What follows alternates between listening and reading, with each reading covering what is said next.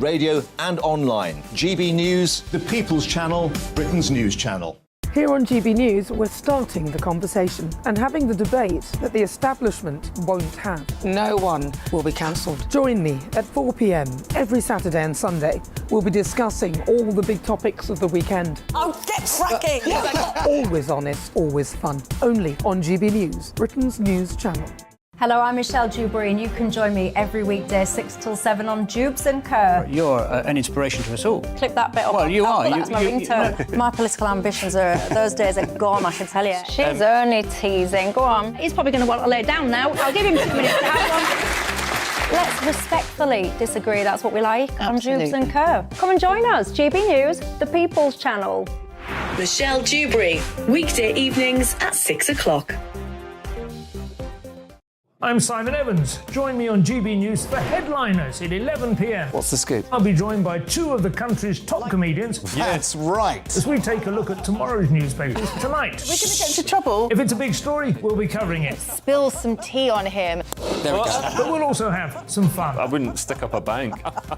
My father didn't love me. So anyway, Headliners every night from 11 on GB News, the People's Channel, Britain's news channel. We've got a brand new lineup every Saturday night on GB News. From 6 p.m, I'll give you my unique take on the world today. Then at 7, it's me, Calvin Robinson, with my Common Sense Crusade. New to GB News is the Saturday 5. 5 times the opinion. Join us every Saturday from 8 p.m. as we debate the week's stories. With us 4, plus a special guest. And at 9, of course, it's Mark Dolan Tonight. Brand new Saturday nights on GB News, Britain's news channel.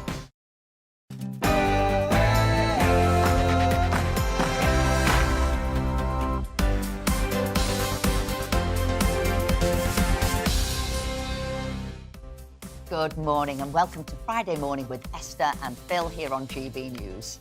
US President Joe Biden has been visiting Ireland this week. We'll be joined by GB News political editor Darren McCaffrey for the latest. And in an exclusive interview, we'll be joined by Professor Carl Hennigan and Dr. Tom Jefferson regarding their explosive new research, which questions the basis on which we're all forced to wear face masks. You certainly won't want to miss that. We'll also be discussing the junior doctors' strike action that continues today.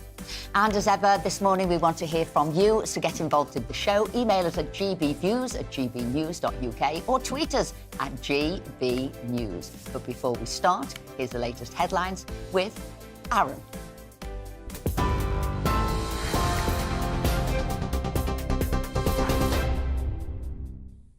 Thank you, Esther. Good morning. It's 1 minute past 1 in the GB's newsroom. The Royal College of Nursing is set to announce the results of a ballot on whether its members have accepted the government's latest pay offer. Nurses and other health workers have been voting over a 5% pay rise this year and a cash payment for last year.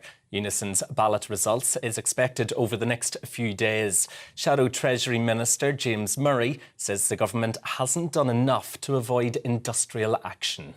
It feels like the government hasn't really learnt anything from what's been going on over many months. When you look at the junior doctor dispute and the government's failure to negotiate with them, you know, negotiations are about compromise. When you have the employee representatives setting out what their initial starting point is, I think people know they're not likely to get that. There is going to have to be compromise. That's the necessity of negotiation is to make sure a compromise happens. But having that compromise, having that deal, is what is so critical about avoiding industrial action going ahead.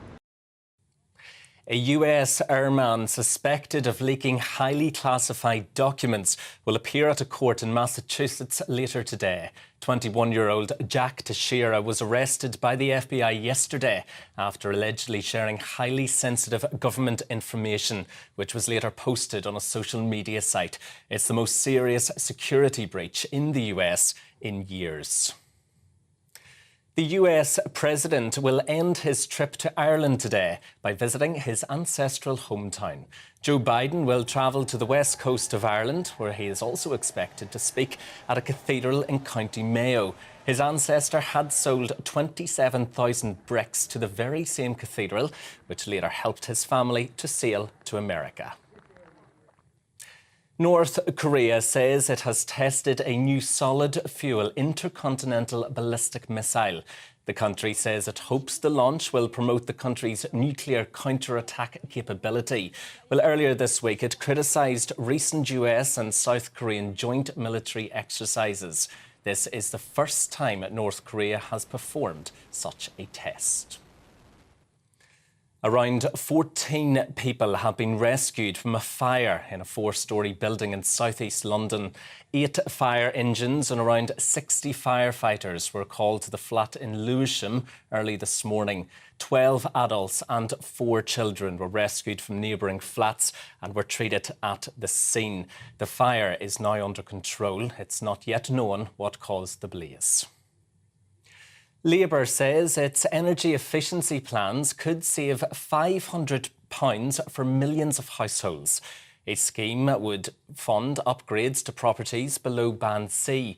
The party says any energy efficiency rates are now 20 times lower than under the last Labour government. But the government says almost 50% of homes are currently having energy performance Band C. Liberal Democrats say fly tipping has been effectively legalised under Conservatives. The party's latest research shows just 1 in 500 cases led to a prosecution. They also say more than 1 million fly tipping incidents were recorded between 2021 and 2022 in England, but only less than 2,000 resulted in legal action. The government called the figure inaccurate, saying it does not take into account 91,000 fixed penalty notices issued during that period. The AA says it has been called to nearly 2,000 pothole incidents every day last month. The breakdown service says it is being caused by long periods of wet weather. It says the damage would have left drivers with a collective bill of over £160,000 for just new tyres alone. The King will visit Sandhurst Royal Military Academy today for the 200th Sovereign's Parade. Charles will inspect the officer cadets who have completed their commissioning. During the ceremony, which is held 3 times a year, the Sword of Honour, the Overseas Sword and the King's Medal will be awarded to the top officer cadets. The European Space Agency will make a second launch attempt this afternoon after its mission to Jupiter was postponed due to bad weather. The spacecraft was meant to blast off on Thursday to see if Jupiter's moons support life, but it will now launch at 14 minutes past 1 this afternoon. It is the ESA's first attempt to send a probe to orbit another planet's moon. This is GB News. We'll bring you more as it happens. Now, though, it's back to Esther and Philip.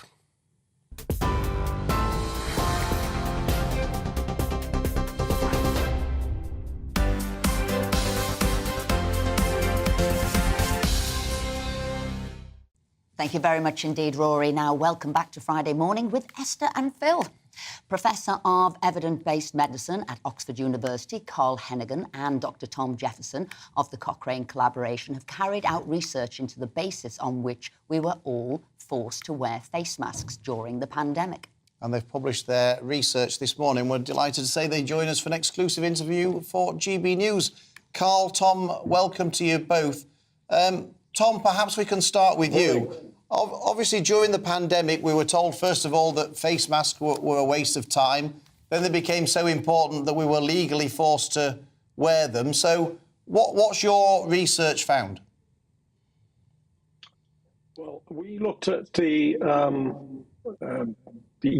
HSA review. That's the predecessor of Public Health England, which the government provided as a basis in a parliamentary question as the basis for mask mandates. The review contained 25 studies, 2 trials and 23 so-called observational studies, which is a lower level of evidence. And the main points are summarized and the details on our website, Trust the Evidence. So that's what we did, and we provide some main points and we provide details on all the studies included in this review. What we found was that the quality of the evidence was abysmal, And in fact, 12 of the studies should not really have been included in the review because they don't compare masks with anything. They're non-comparative. They have a non-comparative design. So they can't really inform any policy.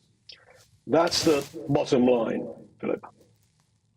And Carl, if I can bring you in here, I mean, it wasn't just the UK HSA who changed their view on masks, was it, during the World Health Organization, and this happened in other countries. So, I mean, is this something where the international community has some blame, or is this something specific to the UK Health Security Agency? Well, there has been this flip-flop, if you like, in people's opinions, which occurred in about the first 2 months of the pandemic. From about March to May, many advisors flipped what they were saying. But I think it's important. What the evidence is about what UK HSA's job is to inform you as politicians so that you can make informed decisions. But when we look at this evidence, it's so poor quality, as Tom said. I'll just give you 3 egregious examples. One is it included a predatory journal. That's a journal that has no peer review in place, so it should never have been in there in the first place. It had populations that didn't even represent the people, like in Brazil. But third is, it had this phenomenon called cherry picking from the ONS data. Now, this is just like GCSE O-level questions. If I gave you a data set and said 6 of them showed mask work, and 6 showed they didn't, which one would you pick? Is it okay to just pick 1 2-week period and present that information to the public and to politicians? Well, that's what the ONS did, and that's what the UK HSA did. And it's completely unacceptable to do that, because when you're misinforming the debate and what we should do next. And then the second important issue is we've seen again this week, the UK HSA has done another review about FFP masks and N95, those ones that you see which have a much closer fitting on your face, and said there is no evidence whatsoever to inform their use in the community. And that, for general population and young people, is not an issue. But if you're at high risk, you really want an answer to this question. And you want to know, does it make a difference if I step out of the house and there's been a complete lack of will to produce any evidence in this area? So some of us thought that the evidence had changed and that's why we were being told something else. So are you saying this self-selection, this cherry-picking, would you call it then tampering of information or the evidence? How would you phrase it? I think tampering is a little bit. We have no evidence of that. Something happened during March, April, 2020, to cause this what I call a somersault. People completely changing its position. But the Cochrane review on physical interventions, that's just not masks, but also things like hand washing, distancing, and so on, all non-pharmaceutical interventions, has been running since 2007. And the conclusions of the 2020 review are exactly the same as the conclusions of the 2023 review, this 5th update. So there's nothing new in all this. What the new, one of the new characteristics of the situation we're in is government's refusal to fund any trials or any help or facilitate answering studies, relevant studies, good quality studies, well-designed studies to answer these very important public health questions. These are the use of these interventions has been general, has been global. So there's nothing more important than this. Carl, I can't think of anything. I just wondered, I was struck by your point about the cherry picking of a fortnight's data out of a 6-month study. I mean, is there a suggestion perhaps here that in effect the UK HSA were coming under political pressure from the government to find reasons why face masks should be worn, and that in effect it wasn't the UK HSA who were informing government decision, it was the government perhaps trying to get the UK HSA to try and help support its decision? I think this is going to be an important issue for the inquiry to look at. This is not the first time we've considered what we call retrofitting the evidence to the policy. You've made the policy, so then you look back in time and say, what evidence can we draw to us? It happened with the Masks in Schools review, very similar position, and we ended up saying, well, look, if this is what you're presenting to the minister, there's a key problem here because he's not being informed. Now, who's guiding that is an important question. I don't know the answer to that. But it's very clear early on there was a lot of poor quality evidence developed that then subsequently has gone into these reviews and has been used to retrofit, as I've said, to a policy to make it look as though the evidence was in place all along. Carl Hennigan, Tom Jefferson, thank you so much indeed for joining us this morning and sharing this explosive research with us. We appreciate your time. It is quite unbelievable, isn't it, really?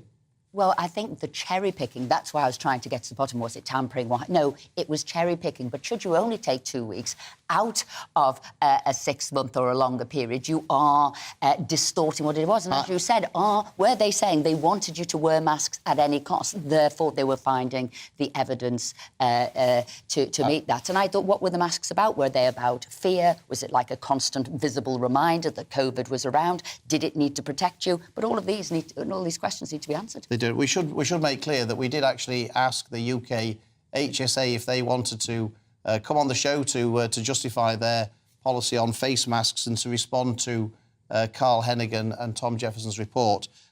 We haven't yet had a definitive response from them, but of course we will, if they do issue a statement or they do want to come on the show, we'll be very happy to share that with you so that you can hear their point of view as well. But I think that was certainly interesting. An eye-opener on some of that evidence. Ahead of President Biden's final day in Ireland, he has spoken of his pride in his Irish roots and support for the peace process in Northern Ireland. Speaking to the joint Irish Parliament, Biden also added that the UK government should be working closer with Ireland to ensure good relations in Northern Ireland. Now joined by GB News political editor Darren McCaffrey.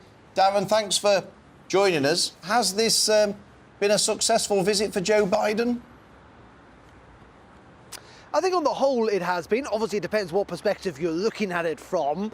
If you're looking from Joe Biden's perspective, I think there's little doubt that he's had a thoroughly good time here. This has been somewhat of a homecoming for the US president. He is the most Irish of US presidents, certainly since JFK, and he has seemingly thoroughly enjoyed himself. I mean, you only have to look at the images that have emerged over the last 48 hours or so, and you can tell he's having a good time. There's little doubt about that, and that will continue, as you say, later on today when he leaves Dublin to travel to the west of Ireland, where he's going to go initially to a Catholic shrine at Knock. He is not only an Irish US president, but also a Catholic as well. And then he's going to have his big kind of set-piece moment tonight in a place called Ballina in County Mayo, where again he can trace back his ancestral route. He's going to address tens of thousands of Irish people who are likely to turn out to listen to the US president. And I think that will be the pinnacle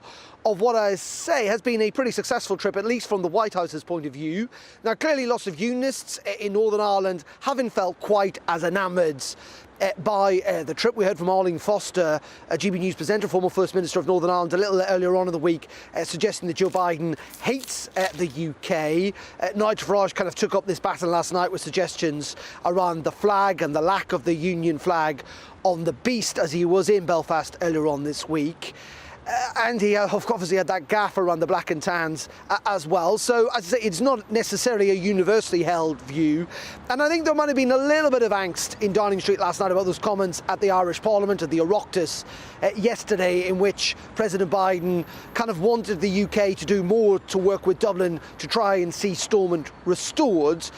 Now, in many regards, I think that is going to happen anyway. I think the Prime Minister and the Irish Prime Minister, Leo Varadkar, have made it clear that they are going to try and up their efforts to try and get the DUP back into government. So, all in all, the images from here going back to the United States will not have done Joe Biden any harm. There are 30 to 40 million Irish Americans. He's probably going to run in the next election. Those images, as I say, will go down well with that community. But it's not necessarily a widely held view, a universally held view that everyone thinks this has gone swimmingly well. But from the White House's point of view, I think they think it has.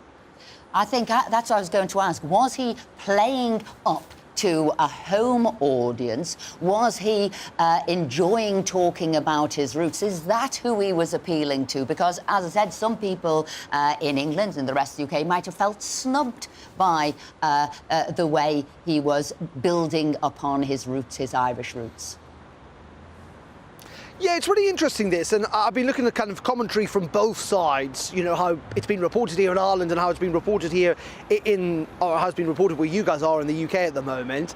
I think there's a sense among some people that by Joe Biden asserting his kind of Irish roots, that's at the expense of the special relationship, as if they're kind of, you know, you can't have both at the same time. And that's the point I think both Downing Street and the White House would try to make, is that Joe Biden obviously has Irish heritage. He's very proudly Irish. There's little doubt about that. And as I say, he's really thoroughly enjoyed his days here. It's almost felt like he's been on holiday rather than on an official visit. Does that mean that in some ways it makes him more anti-British, or it comes at the expense of that special relationship? As I say, the White House would say that's simply untrue. Downing Street have dismissed those claims. They would point to the fact that the US and the UK are close partners in NATO, in the G7, in the UN, Security Council, and so on. And so again, I'm not entirely sure. I think you'd have to speak to the people who do feel that Joe Biden is anti-British to kind of make that summation that if you do assert his Irishness, does that mean that he dislikes Britain? They would obviously suggest it doesn't. Some people feel quite strongly it does. Whereas here in Ireland, I think they're kind of slightly exasperated, kind of looking at that coverage, saying, well, this is a man like millions of other Americans who are fascinated by their heritage, about where they came from. And for him, it's very much rooted in Ireland. But he's been here a lot of times before. Was there not a bit of a reprimand to Rishi when he's saying that really they should be doing more, getting, you know, Ireland, Northern Ireland, bringing sort of them all together more? Did he not do a bit of a reprimand there to the Prime Minister? I think potentially you could judge it that way, and I know some people have. I would say, actually, that given the fact that obviously relations between the UK and the EU, and more specifically between London and Dublin, have been pretty strained in recent years because of, or, you know, partly due to Brexit, that there has been mistrust, and there's been an attempt, I think, on both sides, really, since Rishi Sunak took over as Prime Minister, to try and build bridges, clearly with Brussels. We saw that with the Windsor Framework, but with Dublin too, and also Dublin, I'd say, reciprocating. It was really interesting when Leo Varadkar at the end of last year talked about how essentially the current withdrawal protocol, the one that Boris Johnson had signed up to, that was too harsh. That essentially mistakes have been made, that maybe the Irish government hadn't understood the concerns of unionists enough. So essentially the Irish government trying to reach out to unionists in the north and to the British government. And maybe, I think there has been a recognition in Downing Street that if they do want to get Stormont restored, that means cooperating more with Dublin. So it was, you know, diplomacy matters, doesn't it, Esther? And yes, him saying that in front of the Irish Parliament, and not well necessarily saying it in Belfast. Darren McCaffrey. Well, yeah, I'm just trying to surmise that I think in the end, actually what we will see, irrespective of what the US President has to say, I think that both London and Dublin will be cooperating more to get Stormont back up and running again. Whether that works or not, and whether the EUP will move, well, that's a whole other question altogether. Darren McCaffrey, thank you so much for joining us and bringing us the latest on Joe Biden's visit. And we will be speaking, won't we, to Sammy Wilson? We'll be speaking to DUP MP Sammy Wilson to get his view, which might be slightly different in the next hour. But plenty more still to come on Friday morning with me and him. That's Esther and Phil. Stay tuned, because we've got our royal correspondent, Cameron Walker. He joins us as King Charles arrives at the Royal Military Academy at Sandhurst. And don't forget to get in touch with us. Email us gbviews@gbnews.uk. Stay with us. Good morning and welcome to your latest update brought to you by The Metavist. I'm Mark Wilson. So we're through Friday then. It's another day of sunshine and showers with the risk of some more persistent rain affecting parts of the south through the afternoon, but winds will stay that bit lighter than they have been of late. We look at the pressure pattern then, you can see the reason why. Low pressure centred right across the UK as we head through Friday, and this is the weather front here that could bring some heavier, more persistent rain, at least for a time. So we pick up on that rain then affecting parts of the southwest as we head through Friday morning, slowly then pushing its way eastwards as we head through the day to affect other southern counties by the time we get through to the afternoon, with some stronger winds here, at least for a time. But elsewhere, though, yes, there will be some bright or sunny spells, but again, it won't be long before those heavy showers will develop. Just about anywhere could see a shower, and they could be heavy with the risk of hail and thunder, although turning a somewhat little bit drier and brighter across the far west as we head into the afternoon. Again, temperatures disappointing for the time of the year. 9 to 12 degrees is your afternoon high. Now, through the rest of Friday into the evening and overnight, those showers towards the southeast will merge into a spell of longer, more persistent rain, so quite a wet picture through the Friday evening rush hour across parts of the southeast. Elsewhere, though, it will turn drier, with many of those showers fading away overnight, one or two mist and fog patches developing once again. And under those clear skies, another fairly chilly night to come. Temperatures in rural spots in particular falling fairly close to freezing, so a frost for some of us. But under those clear skies, we get off to a fine start on Saturday morning, a really good start to the weekend. Lots of sunshine first thing. Still a bit more cloud, though, across that southeastern corner, particularly East Midlands, East Anglia, southeast England. And that could lead to one or two showers by the time we get through to the afternoon. But elsewhere, though, as I said, a much drier day to come compared to recent days. Lots of sunshine with light winds. I think it will feel that bit warmer as well. So by the afternoon, we could see highs of 16 or 17 degrees, a good few degrees up on Friday's values. It stays largely dry as we head through into Sunday, and that dry theme continues into the early part of next week as well. Lots of fine weather to come. Winds will start to strengthen coming in from the east, so it'll be cooler towards the east coast, but generally temperatures coming up, we could see highs of 18 or 19 degrees.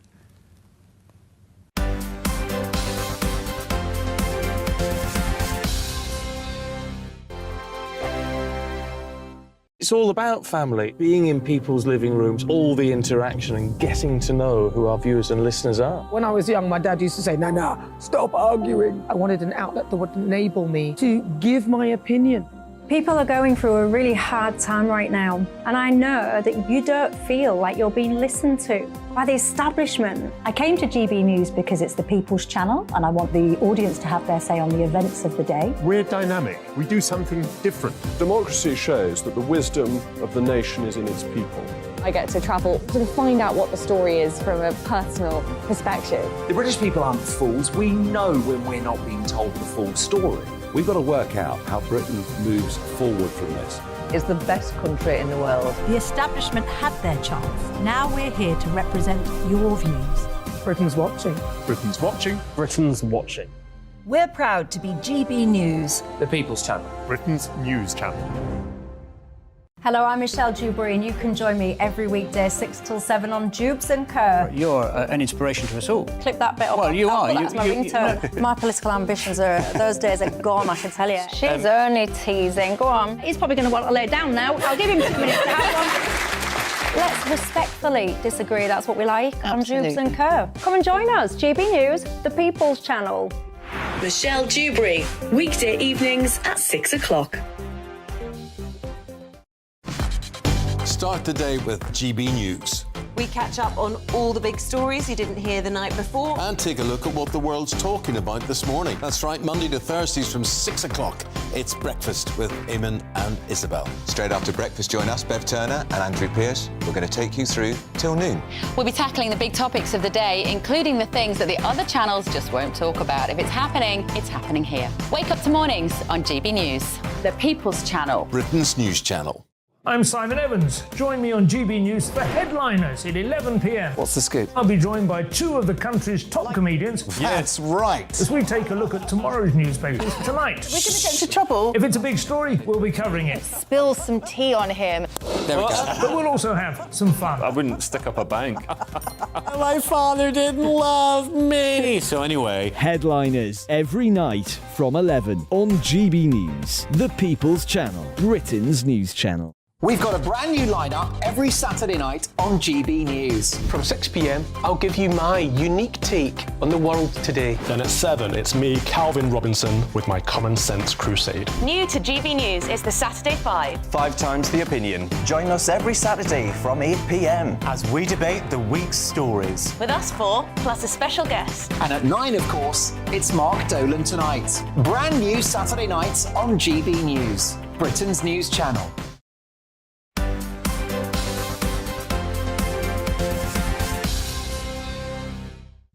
Welcome back to Friday Morning with Esther and Phil. The time now is 10:27. And it's been another busy week for the royal household, with current invitations going out and with Meghan announcing she won't be attending. This morning, King Charles is due to inspect the 200th Sovereign's Parade at Royal Military Academy, Sandhurst. We're joined now by GB News Royal reporter Cameron Walker.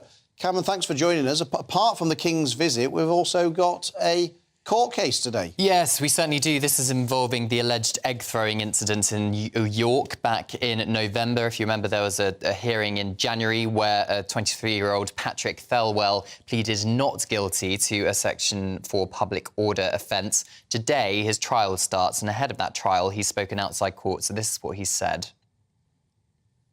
So today, the main issues of the trial are that I am being accused of threatening and violent behaviour that caused to interfere in local violence. My defence is that I was acting to prevent people who suffer at the hands of the British state day in and day out because of the unlawful violence that's carried out by this state regime, which is descending into fascism in front of our eyes. But my main defence is not a legal one, it's a moral one. And then that is that my actions are those of a free person defending themselves, because we all have the right to stand up against a government that's stripping us of our rights, banning protest.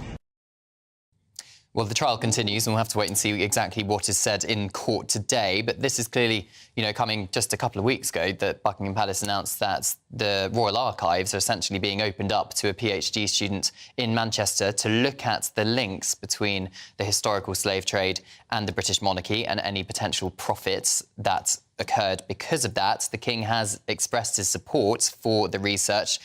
His spokesperson for the King said he had continued his pledge to deepen his understanding of slavery's impact with vigour and determination. That information is not expected to come out, that research is not expected to come out until 2026, so we'll have to wait and see. Clearly, this is nothing to do with the trial that's continuing in York, but it's just a coincidence it's happening at the same time. On the court case, wasn't it, when he said at the start, I haven't got a legal defence, my defence is a moral one, yes. I'm not sure how well that goes down in a court. Well, we'll have to see how that unfolds, but Charles isn't half dealing with a lot of issues at the moment, isn't it? It seems one after another. And then, you were reading the papers, he probably took it as a bit of a snub that Meghan isn't coming over to his coronation, particularly as he walked her down the aisle. But my question to you, is all well in that Meghan and Harry household? So she's Mexited, as it were, from the British royal family. She's not coming over back to the UK. Are we going to see a drifting apart of Harry and Meghan? It seems that way. Well, it is interesting. Since 2020, when Megxit happened, Meghan has returned to the UK 3 times. Harry has returned a lot more often for various reasons. The last time Meghan was over here was for the Queen's funeral. However, she was here anyway before the Queen died because she was carrying out some charity engagement. We haven't seen Meghan in public with Harry at all this year. We had clearly the Netflix documentary that aired in January, but in terms of a live appearance, we haven't had one. So some people are starting to ask the question, why are we not seeing them together as this power couple, which we were led to believe they wanted to be? I think perhaps King Charles, we know, from my understanding, very much still loves his son, and he is very pleased that both Prince Harry and Prince William will be at the coronation to support him. Of course, it's one of the most important days of the King's life. But we are getting that sense, aren't we, that Meghan is distancing herself somewhat from the royal family. Separate lives. I mean, this will be a story that unfolds, but it seems to me they could be going their own separate ways. No, but it is, just to play devil's out, is there not an argument that Meghan's actually being kind here to the royal family? Because if she'd have come over, there'd have been so much media focus on her, there might have been all the booing or whatever from the crowd or whatever. And actually, by staying away, the focus is going to be on the coronation rather than on Meghan. So you could argue that by her not coming, she's actually doing the royal family a good turn. Yeah, I think Meghan is in a very difficult situation because she is damned if she does, damned if she doesn't. If, as you said, if she did come over, I think people would accuse her of putting the spotlight on her, overshadowing the coronation. Of course, the 2 most important people on the day are the King and Queen consorts. So perhaps if Meghan did come over and accompany Harry, her critics would argue that she is overshadowing that and trying to steal the limelight. I remember speaking to you at the time, Cameron, where we said it was a very fortunate date they chose, because not only was it the coronation, it was also Archie's birthday, so it did give people a get-out, and I think the royal family are very good at that.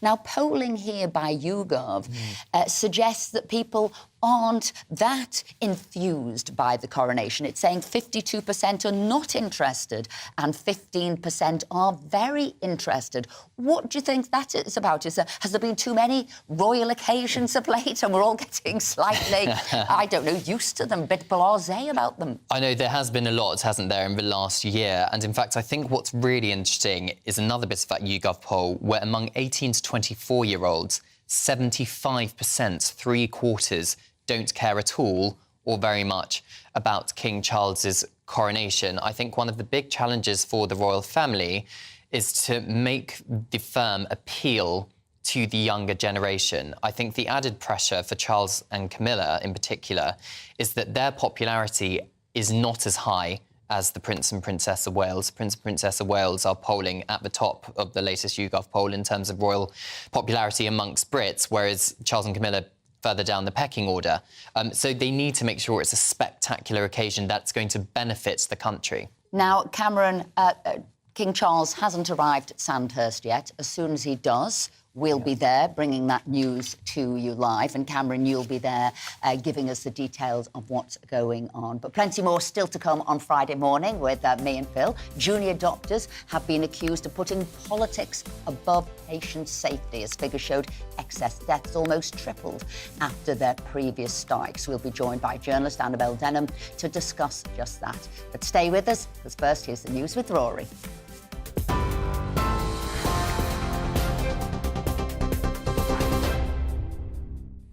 Thank you, Esther. The latest from the GB Newsroom. The Royal College of Nursing is set to announce the results of a ballot on whether its members have accepted the government's latest pay offer. Nurses and other health workers have been voting over a 5% pay rise this year and a cash payment for last year. Unison's ballot result is expected over the next few days. A US airman suspected of leaking highly classified documents will appear at a court in Massachusetts later today. 21-year-old Jack Teixeira was arrested by the FBI yesterday after allegedly sharing highly sensitive government information, which was later posted on a social media site. It is the most serious security breach in the US in years. The US president will end his trip to Ireland today by visiting his ancestral hometown. Joe Biden will travel to the west coast of Ireland, where he is expected to also speak at a cathedral in County Mayo. His ancestor had sold 27,000 bricks to the very same cathedral, which later helped his family to sail to America. The King will visit Sandhurst Royal Military Academy today for the 200th Sovereign's Parade. Charles III will inspect the officer cadets who have completed their commissioning.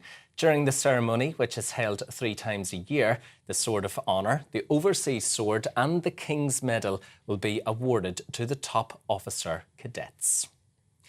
TV, online, DAB+ radio and on TuneIn. This is GB News.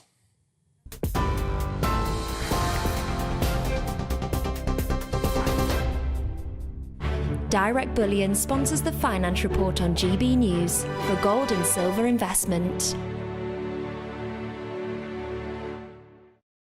Here's a quick snapshot of today's markets. The pound will buy $1.2508 and 1.1310 euros. The price of gold is £1,627 and 16 pence per ounce.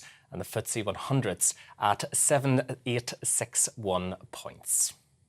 Direct Bullion sponsors the Finance Report on GB News, investments that matter.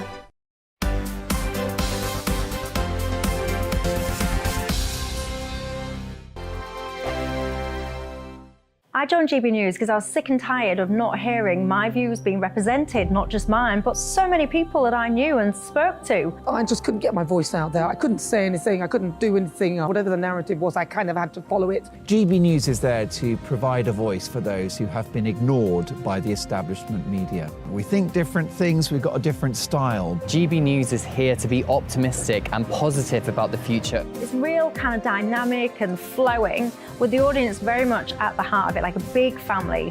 Here at GB News, we talk about the things that matter to you. Hearing the voices from right across our towns and cities, especially our towns. All sides of the argument represented with a heavy dose of opinion. We're on a mission here to make a difference. And the GB News family really is here for you, and whatever time of day you can watch or listen. Britain's watching. Britain's watching.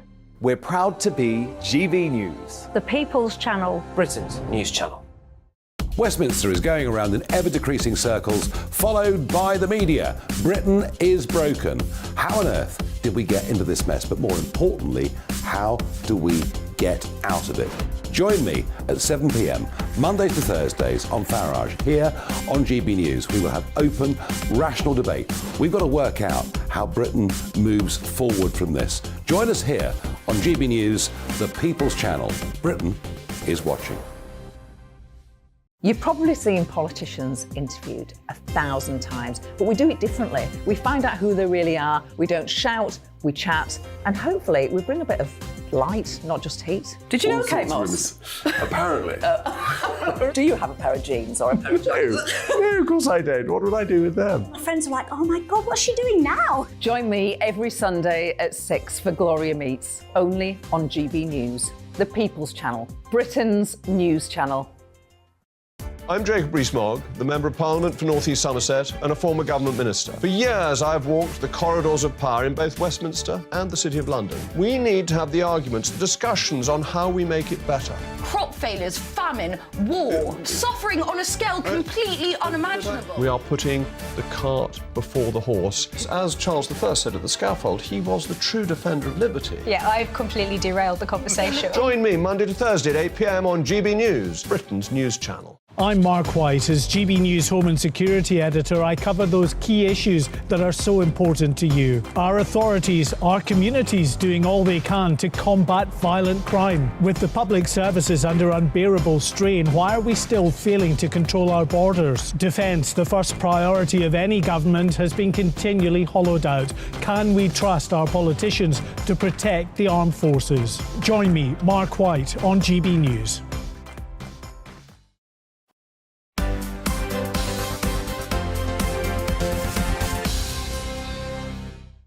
Welcome back to Friday Morning with Esther and Phil. It's 10:39. Lots of views coming in, particularly about the face masks research done by Carl Hennigan and Tom Jefferson. Esther? Heather says, I think face masks were very important as they made people feel safe. I think particularly when we started going back out again and using public transport, I know that I felt a lot happier when on a bus for the first time to see everyone wearing masks. So in that context, I think it was important. So that was about feeling. That wasn't about whether they were of any use. But I get what you're saying. It built up your confidence. Stephen says the segment today was very interesting. As a barrier against COVID, I often wondered that masks could be easily dirtied when people reuse them. I wonder if others felt similarly. And comments about Joe Biden in Ireland. Anthony says, in my opinion, I think this man is totally out of touch with the reality of the situation in Ireland. Some might argue Anthony's out of touch completely, but we'll take But we wouldn't say that. No. That would be ungenerous. That's for other people to say. That would be ungenerous to say that. But look, 300 highly classified US documents have been leaked from the Pentagon. A 21-year-old US airman has been arrested over the leak. A Ministry of Defence spokesperson said on Twitter, the widely reported leak of alleged classified US information has demonstrated a serious level of inaccuracy. Readers should be cautious about taking at face value allegations that have the potential to spread disinformation. Well, we're joined now by political commentator Dr. Jan Harper-Hayes. Well, Jan, I'd like you to put some light on this. Is it misinformation? Is it a true leak? And would really a 21-year-old have had that high-grade intelligence? Great questions. Is it a false flag? How did they catch him so quickly when they couldn't, the FBI couldn't find the leaker of the Roe v. Wade decision from the Supreme Court still, 18 months later? Let's step back for a moment because we don't know if he is really the culprit. First off, it showed up in January on this Reddit. It didn't necessarily get enough traction, so then they moved it to a different chat room. One of the things that at first the Biden administration tried to convince the media was to say that it's disinformation, misinformation, it's fake news, etc. And eventually they got caught And so they had to confess. Now, what we don't know is that if he's a false flag, if he's a pawn, because we have a battle going on between the globalists and the nationalists. We have a uniparty that includes the independents, the Republicans, the Democrats. And then we have the Republicans, who you call MAGA, but that is a very big growing faction. I think this was done to expose that Biden administration was lying to the public about how well we're doing in the Ukraine. I mean, the thing is here, Jan, I mean, either it's misinformation or it's a leak. It seems to me it can't be both, presumably. So if it is a leak, we can only presume that it is true. But of course, they're not going to say that it's true, are they? So, I mean, at some point, they're going to have to decide, I guess, whether or not somebody's just posted a load of old nonsense up there, in which case it's not particularly serious, or they're going to have to admit that it is a leak and it is genuine. Which way do you think it's going to go? See, I don't see it as an either-or situation. The fact is that somebody wanted it out that the Biden administration was not telling the truth to the public about how we're doing in the Ukraine. And when I said a false flag and a pawn, and how did they catch him so quickly, those are suspicious things to me, because somebody wants to expose that the Biden administration is lying about how well we're doing in the Ukraine. Now, I don't know if you're aware of Operation Mockingbird, but this was a church hearing, Senator Church.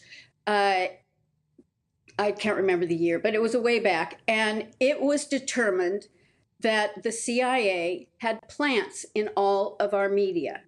Now, if you think that the CIA only deals with things outside of America, forget it. They are messing with a lot of things. And right now, there is this battle going on.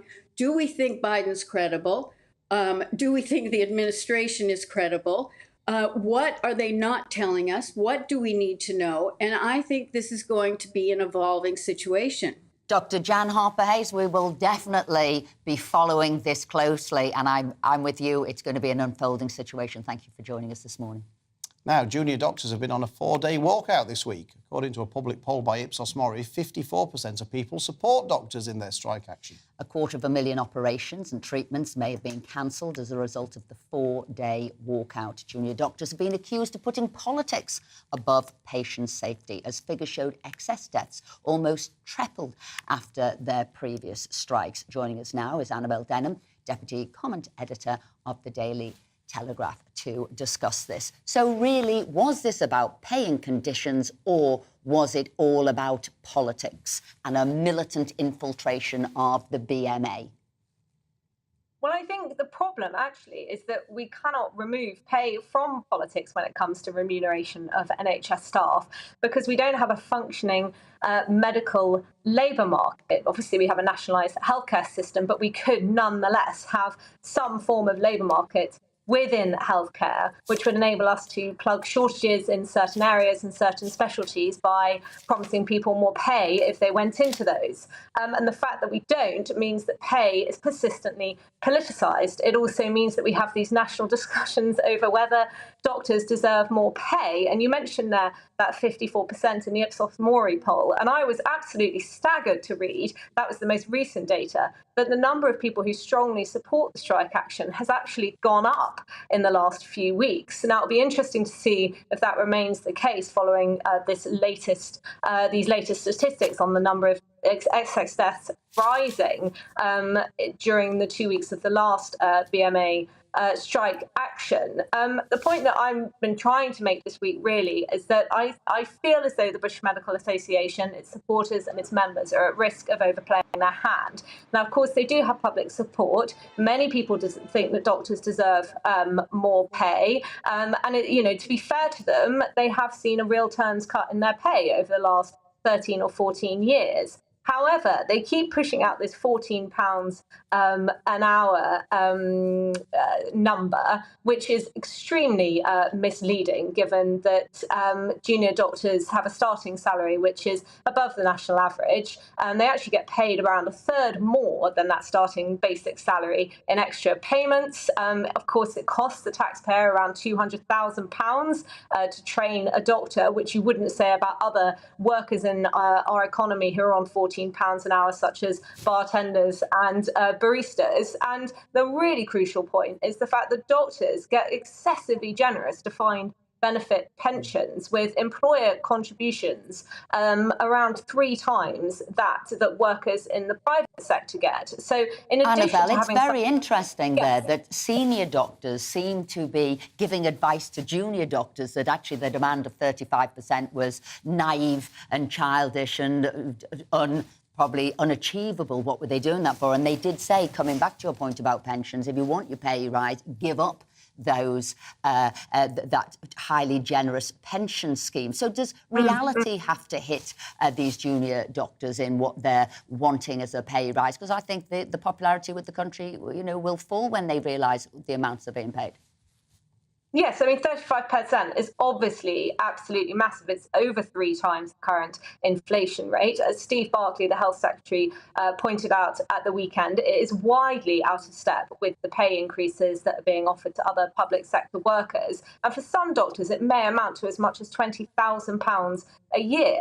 This is more than some people will earn, in a year on a typical income. So, I do think that they're asking for too much. It does feed into this idea that they're overplaying their hand. They remain very quiet on public sector pensions, although the BMA has been forced to come out now and say that in suggesting doctors perhaps get a pay increase now for less jam tomorrow, less money in their public sector pensions. Denham, thank you very much indeed for your insight into this matter. Thank you. Now, we're joined today in the studio by author and former Labour MP Simon Danczuk and political commentator Suzanne Evans. Where to start? Maybe it's with that strike. I mean, Simon, were you surprised that opinion poll showed that the majority of the public support the doctors in their strike action? Yeah, well, I'm not surprised by that. I think the public have a generally positive view of doctors overall, but I suspect that percentage will be eroded as the strike goes on.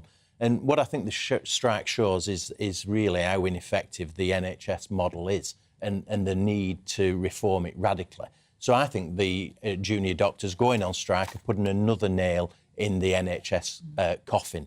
That's the reality of it. It's a nationalised industry. They're using their power to try and get more money. Asking for 35% is, as has been said, naive. Nail in the coffin of the NHS? I think people are finally starting to question this wonderful, godlike NHS. I think, the COVID disasters, the lockdowns have forced a long waiting list. I think for the first time now, the general public is questioning whether, as Simon says, the setup and the way it's managed and organised is really the best it can be. And I think people are concluding no. But I'm not really surprised that there's still a support for junior doctors. I mean, it is still, the NHS is still the British institution that everybody loves most, so I'm not really surprised. But do I support the junior doctor strike? Honestly, I can't really. I myself have had an appointment cancelled 4 times now, and I'm getting really quite peeved about that. And other people, a lot more people will be in that same situation. They do quite well. As long as I've been alive, they've been complaining about pay and conditions.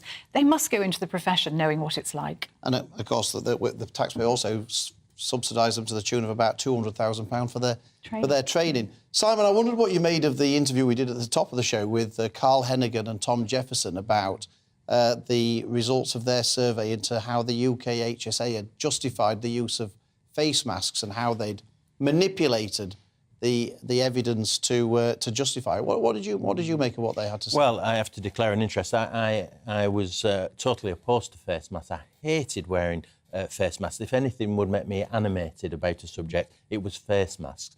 But specifically, what I think this shows is a real infringement on civil liberties. And that's the issue. What impact did making everybody wear face masks have on people's civil liberties? And I suspect that we won't get to the bottom of this.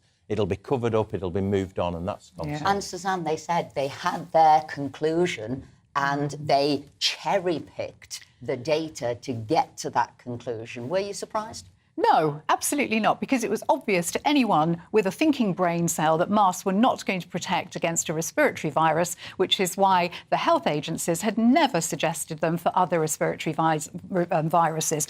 Like Simon, I was incensed by this. It made me so angry because I'm afraid I did see through the bull right from the word go. But as Heather said, you know, she was one of the viewers said, but look, it gave me confidence to come back on the bus. It made me feel safe. So that's different, though, isn't it? And I wondered, was it meant to be a very visible sign to say to people, COVID's still with us? What were we wearing masks for? Not for protection, but for other reasons. Absolutely. I was really interested in Heather's comment because actually she's hit the nail on the head. My understanding is that, of course, originally the health agencies were saying no point wearing masks, and suddenly we were all forced to wear them. Why was that? My understanding is that the economy didn't bounce back as quickly after the first lockdown when it was lifted, and the government thought, what can we do to get people back out on the streets? I know, let's introduce masks and make them feel safe. And Simon, what about that YouGov poll about the coronation?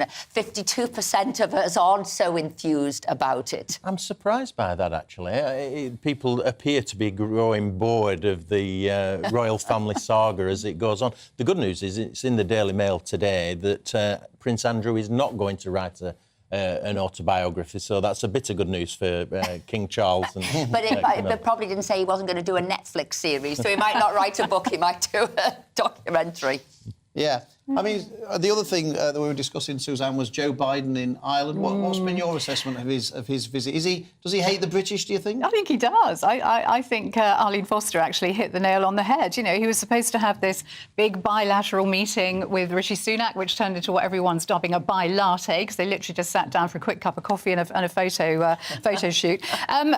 You know, lots of people don't like Trump. I'm kind of like on the fence with Trump. But say what you like about him. He loved Britain, and he made it clear he loved Britain. He kept that Biden, Churchill bust as well, didn't he? He did. Biden, oh, no, clearly he's not that keen on us, much prefers his Irish roots, and I think he was rubbing it in our faces a bit. I was shocked, though, when Darren McCaffrey said about the number of people in Ireland who have high Irish heritage. So you can see why Joe Biden's playing. And that's why if he's going to announce... Can't blame him for that, can you? Yeah, if he's going to stand again, he wants those votes. Look, we'll be back with you both very soon, and there's plenty more still to come. We'll be joined by DUP MP Sammy Wilson on what he thinks about Biden's visit to Northern Ireland. We'll be discussing the latest on the Pentagon leaks, that and much more, so stay with us. Good morning and welcome to your latest update brought to you by The Metaverse. I'm Mark Wilson. So we're through Friday then. It's another day of sunshine and showers with the risk of some more persistent rain affecting parts of the south through the afternoon, but winds will stay that bit lighter than they have been of late. If we look at the pressure pattern then, you can see the reason why. Low pressure centred right across the UK as we head through Friday, and this is the weather front here that could bring some heavier, more persistent rain, at least for a time. So we pick up on that rain then affecting parts of the southwest as we head through Friday morning, slowly then pushing its way eastwards as we head through the day to affect other southern counties by the time we get through to the afternoon, with some stronger winds here, at least for a time. But elsewhere, though, yes, there will be some bright or sunny spells, but again, it won't be long before those heavy showers will develop.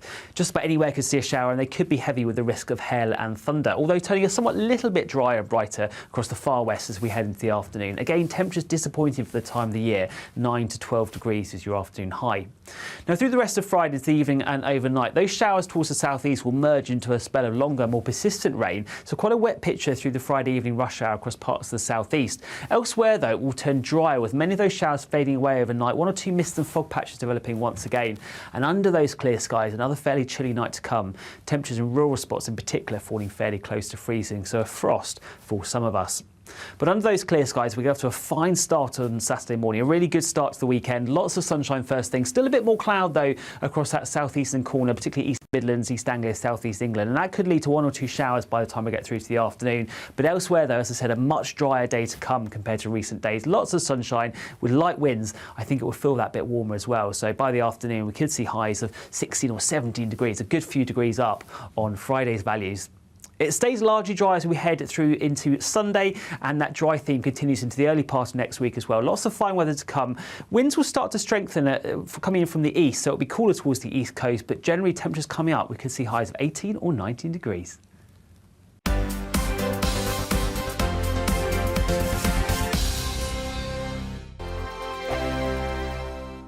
Monday to Thursday nights on GB News. At 6, it's Dubes & Co. 7 o'clock, Farage. At 8, join Jacob Rees-Mogg. And at 9, Dan Wootton Tonight, followed by Headliners. On TV, radio and online. This is GB News.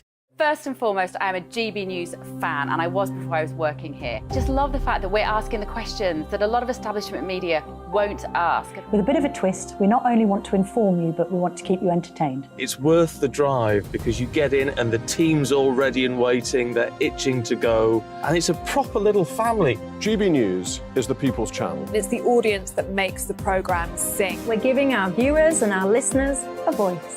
I see the thousands of your letters, tweets, emails, you name it, coming in. Britain is broken. How on earth did we get into this mess? But more importantly, how do we get out of it? The establishment had their chance. Now we're here to represent you. It's time for something different. It's time for GB News. I'm very patriotic. I believe in Britain. Our best days lie ahead. Britain's watching. Britain's watching. Join us here on GB News. The People's Channel. Britain's news channel. Join me, Patrick Christie's, Monday to Friday, 3 till 6. We tackle the day's news agenda like you've never seen before. It's high tempo, high octane, the most controversial topics, and the best guests. You will not be able to take your eyes and ears off it. I'm not afraid to ask the questions that you really want answered. 3 till 6 p.m, Monday to Friday on GB News, the People's Channel, Britain's news channel. GB News has its own late-night paper preview show, Headliners, where comedians take you through the next day's top news stories. You don't have to bother reading the newspaper, we've got it covered for you. Headliners, every night at 11 p.m, and repeated every morning at 5 a.m. We won't send you to sleep like some of the other paper review shows out there. GB News, the People's Channel, Britain's news channel. Join me, Camilla Tominey, on Sunday mornings from 9:30, taking the politicians to task and breaking out of SW1 to see how their decisions are affecting you across the UK. Bursting the Westminster bubble every Sunday morning, only on GB News, the People's Channel. Britain's watching. Hello, I'm Calvin Robinson. Do not miss my Common Sense Crusade Saturdays at 7 p.m. Join me for some in-depth discussions on faith. Is that not the start of the slippery slope? It's very much so. And the big moral questions of the day. I'm baffled. You've got some nerve. Only on GB News, the People's Channel, Britain's news channel. I'm Andrew Doyle. Join me at 7 o'clock every Sunday night for Free Speech Nation, the show where I tackle the week's biggest stories in politics and current affairs with the help of my 2 comedian panellists and a variety of special guests. Free Speech Nation, Sunday nights from 7 on GB News, the People's Channel, Britain's news channel.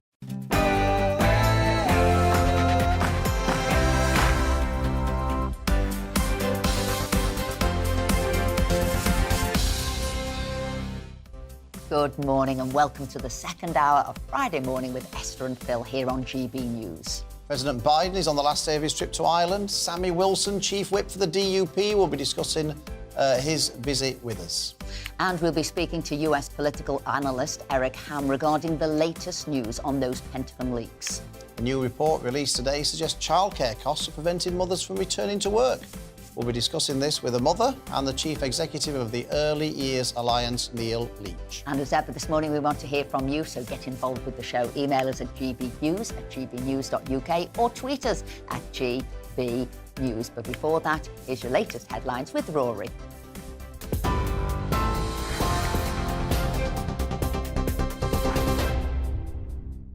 Thank you very much, Esther. I'm Rory Smith with the latest in the GB Newsroom. The Royal College of Nursing is set to announce the results of a ballot on the government's latest pay offer. Nurses and other health workers have been voting over a 5% pay rise this year and a cash payment for last year. Meanwhile, Unison's ballot result is expected over the next few days. Shadow Treasury Minister James Murray says the government has not done enough to avoid industrial action. feels like the government hasn't really learnt anything from what's been going on over many months. When you look at the junior doctor dispute and the government's failure to negotiate with them, negotiations are about compromise.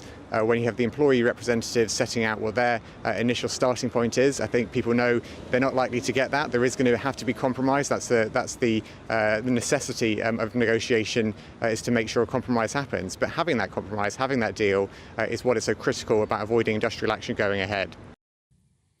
A US airman suspected of leaking highly classified documents will appear at a court in Massachusetts later today. 21-year-old Jack Teixeira was arrested by the FBI yesterday after allegedly sharing highly sensitive government information, which was later posted on a social media site. It's the most serious security breach in the US in years. The US president will end his trip to Ireland today by visiting his ancestral hometown. Joe Biden will travel to the west coast of Ireland, where he is also expected to speak at a cathedral in County Mayo. His ancestor had sold 27,000 bricks to the very same cathedral, which later helped his family to sail to America. The King is visiting Sandhurst Royal Military Academy for the 200th Sovereign's Parade.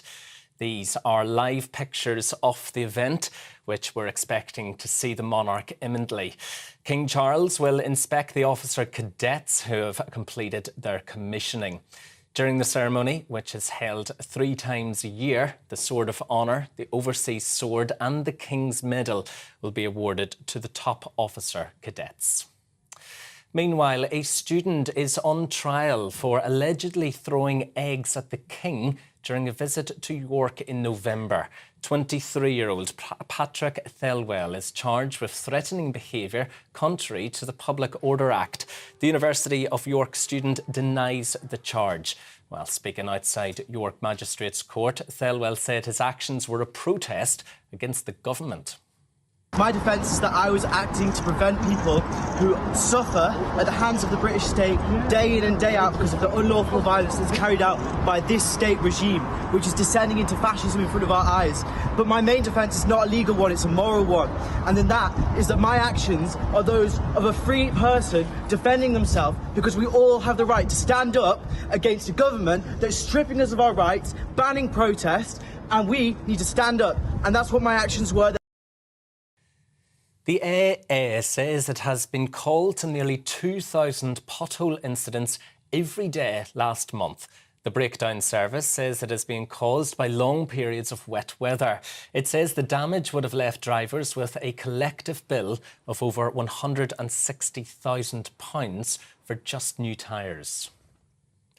Labour says its energy efficiency plans could save £500 for millions of households. The scheme would fund upgrades to around 19 million properties below Band C. The party accused the government of failing to address the problem, but the government says it has already invested £6.6 billion to boost efficiency. Liberal Democrats say fly tipping has been effectively legalised under Conservatives. The party's latest research shows just 1 in 500 cases led to prosecution. They also say more than 1 million fly tipping incidents were recorded between 2021 and 2022 in England, but only less than 2,000 resulted in legal action. The government called the figure inaccurate, saying it does not take into account 91,000 fixed penalty notices issued during that time. A self-driving car system has been given a green light in the UK. The Blue Cruise self-driving technology is only available on Ford's 2023 electric vehicle. That's the Ford Mustang Mach-E. The system is equipped with 5 radars and a forward-facing camera to track the speed of other vehicles and lane markings. This is GB News. We'll bring you more as it happens. Now, though, back to Esther and Philip.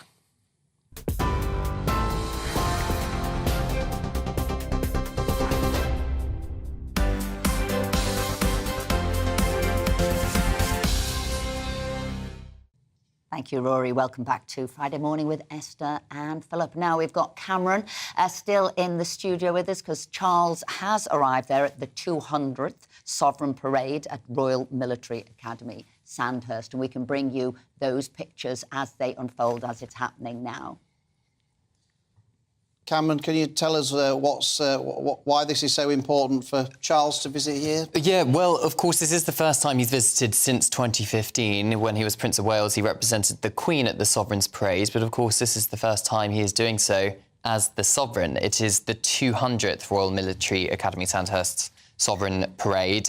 He's expected to present the new colours and the Sovereign's banner. But in a tribute, I think, fitting tribute to Her late Majesty Queen Elizabeth II, the old colours belonging to Her late Majesty, they're going to be marched onto the parade with the cadets and past the statue of Queen Elizabeth II as well, at which point a salute is expected to be given. So a fitting tribute to Her Majesty. So we can hear all the screams and the cheers of the expectant public. We can hear that's going on, but as soon as Charles is there, Cameron, you'll be back to talk us through exactly what's happening. Now, ahead of his final day in Ireland, the US President has spoken of his pride in his Irish roots and support for the peace process in Northern Ireland. Speaking to the joint Irish Parliament, Biden also added that the UK government should be working closer with Ireland to ensure good relationships with Northern Ireland. We're joined now by Chief Whip of the DUP in the House of Commons, Sammy Wilson, MP for East Antrim. Sammy, thank you so much for joining us this morning. We do appreciate it. What have you made of the impact of Joe Biden's visit, particularly in Northern Ireland? No, it has had no impact other than to, in part, infuriate people who come from the unionist community. I'm not even so sure that since he didn't get the chance to walk about the place and meet people, those from the nationalist community who, of course, would welcome him because he is very pro-Irish Republican. He has been opposed to and indeed ignored many of the views of unionists, especially over the Northern Ireland Protocol. But it had little or no impact here because... Sammy, we're going to unfortunately have to interrupt you here, but I know you wouldn't mind this because we're interrupting you for King Charles because he's just arrived at Sandhurst, but we'll come straight back to you. Cameron, over to you. Yes, these are live pictures from Sandhurst of His Majesty the King attending the first Sovereign's Parade as the new Sovereign. He will be presenting new colours and the Sovereign's banner. The King is also expected to give an address and he will present the prize winners' awards, including the Sword of Honour. Now, the Sword of Honour is this special award and it's awarded to the officer cadet considered by the commandments to be the best of the intake. And there are 171 officer cadets who will be commissioned as army officers today. The parade marks the completion of 44 weeks of quite intensive training, to be perfectly honest, of those officers cadets. And His Majesty is going to inspect them on the parade ground. He'll be invited to inspect them, all those who are graduating. And also there's 26 officer cadets from 15 different countries, because, of course, the British Army training is considered some of the best in the world.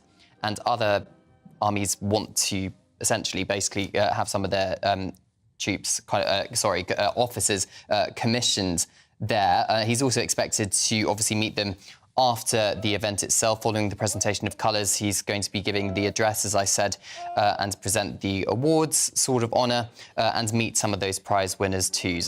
And then upon the departure, the commandment will present the King with a gift at the base of Old College steps. He's certainly hit the ground running, hasn't he, Cameron? He seems to be packing in a lot of these official visits at the moment.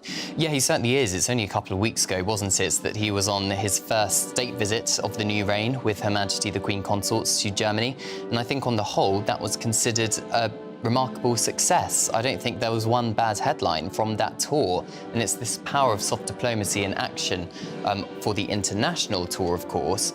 But the King is head of the armed forces, and this is something he has clearly grown used to since he, as he was Prince of Wales. But now it's a whole new meaning for him because he's the King. Has he got more events to go to, as some of the other royals, namely Andrew and Harry, having stood away from some of these visits?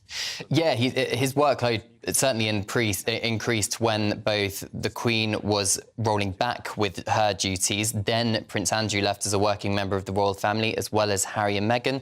So the workload certainly increased for the King and perhaps the Prince and Princess of Wales as well. I think the King also has to rely on his other brother, Prince Edward, and of course they have recently become the Duke and Duchess of Edinburgh, those two. The King will also, of course, be present at the Trooping the Colour parade. That's expected to happen in June. Of course, the Sovereign has 2 birthdays, doesn't he? One official one and one actual birthday. His actual birthday is in November. The official one is in the summer, the Trooping the Colour parade. But this is something he has done before, this Sandhurst military Sovereign's parade that is happening today. But this is the first time he's doing it as King, so a very special moment for him, and also the 171 officer cadets being commissioned today. For those listening on the radio, I was just impressed there that to see the horse walk backwards in a perfect straight line. That must take a hell of a lot of practicing and training. The rest of us are looking at Charles, but Philip's looking at the horse, because can I tell you, he's always looking at the horses in one way or another. What Charles is doing, this is something that this is a regular thing for the monarch to attend, isn't it? This isn't a one-off. This is something that he attends regularly. Yes, absolutely. The last time he visited was December 2015, and that was to represent Her Majesty, because of course, as Her Majesty got older, she was rolling back her duties.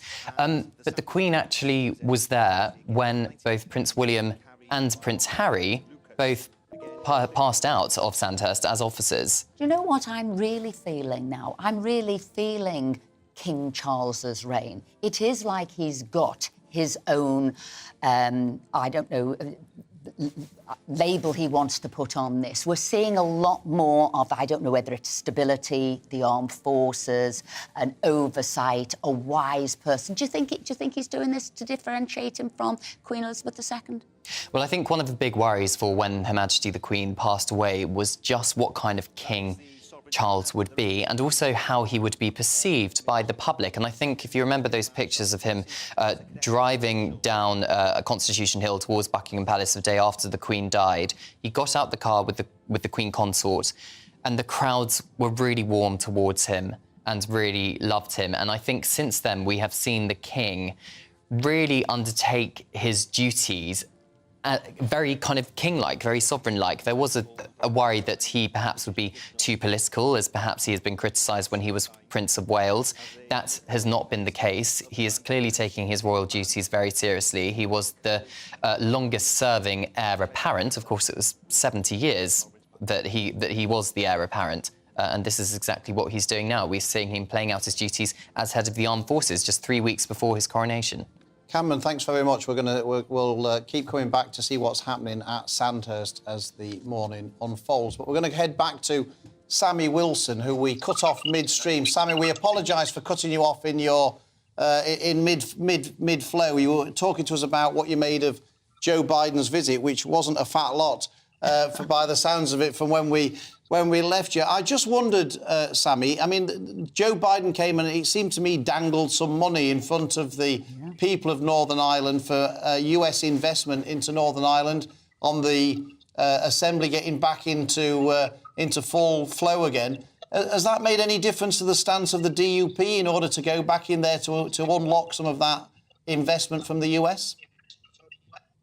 Well, first of all, Philip, I don't mind playing second fiddle to the King. In fact, I'm quite happy to do so. I don't think that Joe Biden's visit has made any difference to the dynamics of politics in Northern Ireland.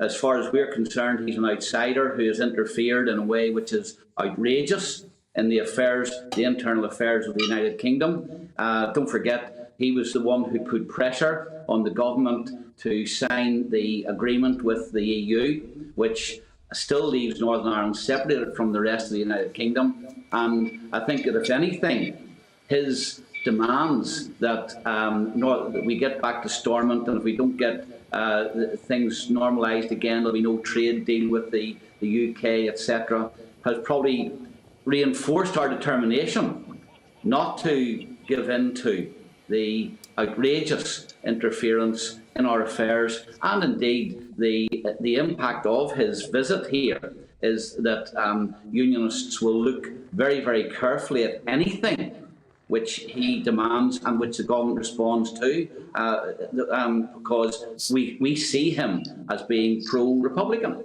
Sammy, I just wondered, the Windsor framework has now been agreed, it's been done and dusted. I know that you as a political party were wholly opposed to it, but it is now there and agreed. Is there a route back for the DUP into the Northern Ireland Assembly and back into power sharing and getting it up and running again? Or is your boycott of it going to carry on in perpetuity?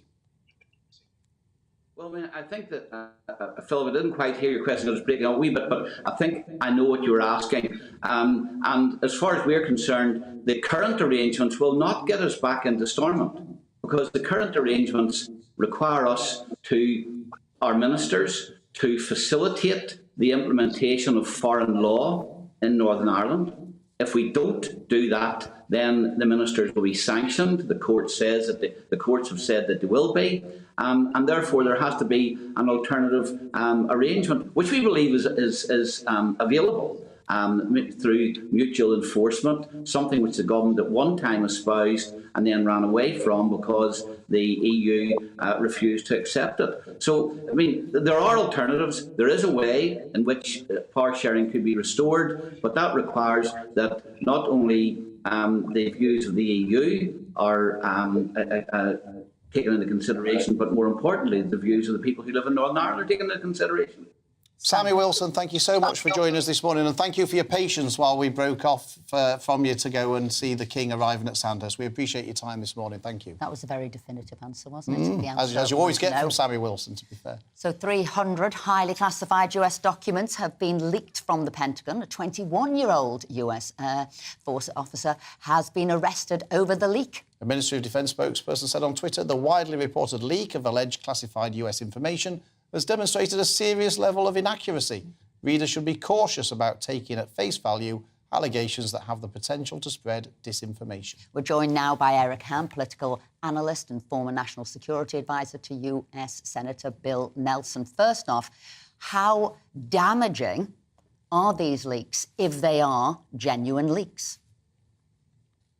Well, first of all, they're extremely damaging, the fact that the leak actually occurred. It's even more reprehensible the fact that now we know that there was this low-level 21-year-old guardsman that actually leaked the documents. Not only does this reverberate around the globe, but now the United States is having to answer for not only why it happened, but in fact how it happened. And the fact that this is the third massive breach that we have seen in the last a decade or so speaks to just how vulnerable U.S. national security interests are, not only at home, but across the globe.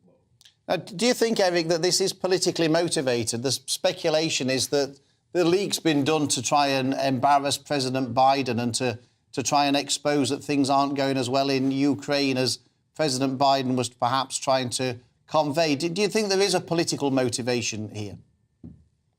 Well, I'm pretty sure there are going to be questions as to why this individual did what he did. But I think the larger issue is, how is it that these documents, how is it that such sensitive and highly classified information is in the hands of someone so low on the totem pole? But more importantly, why are there not more measures put in place to ensure that this type of breach doesn't happen? In fact, what we continue to see is this is the third such vulnerability that has occurred. And what we continue to see is that there isn't effective measures put in place to ensure that this doesn't happen. And also what we're seeing is this is not only causing great consternation, particularly with rising tensions with U.S. foes, but also it's causing tremendous problems with U.S. allies as well. Can I look a little bit more into this 21-year-old? Do you know anything about him, about his motivation, about why he's doing the job he's doing? Can you tell us a little bit more about him? Sure. I mean, he's only a 21-year-old guardsman. And of course, based on the information that we have heard from some of his former classmates, there was great trepidation about him in terms of his level of mental stability. In fact, we do know that he seemed to have a fascination with guns and with the military, which certainly does not speak to him actually releasing such sensitive and classified information about the United States. But the fact that he did, of course, makes it even more concerning how such an individual not only was able to enlist in the military, but how he was able to actually get access to these documents. And again, what we do know is that this is pro forma. This is the modus operandi for the United States, and particularly the military, that you would have someone who is so low level actually having access to these documents. And I think it speaks to just the massive level of vulnerabilities that we're seeing at all levels, particularly when it relates to some of the most classified and most sensitive information. In fact, as a former national security advisor, I certainly wouldn't have been able to have access to the documents in the way that this individual did. And we see just how far-reaching it was, and it has been with him having access to these documents, and how many people now have seen so much of the classified information, which also... Thank you very much indeed for joining us today. Thank you. Fascinating, that, wasn't it? And I think that is the key question. How did a 21-year-old low down, really, in the measure of things, have so much information? But look, plenty more still to come on Friday morning with Esther and Phil.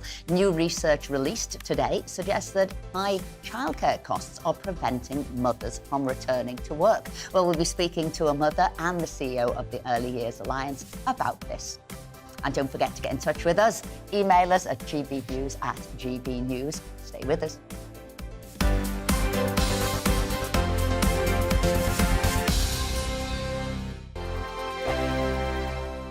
It's all about family, being in people's living rooms, all the interaction and getting to know who our viewers and listeners are. When I was young, my dad used to say, "Nana, stop arguing." I wanted an outlet that would enable me to give my opinion.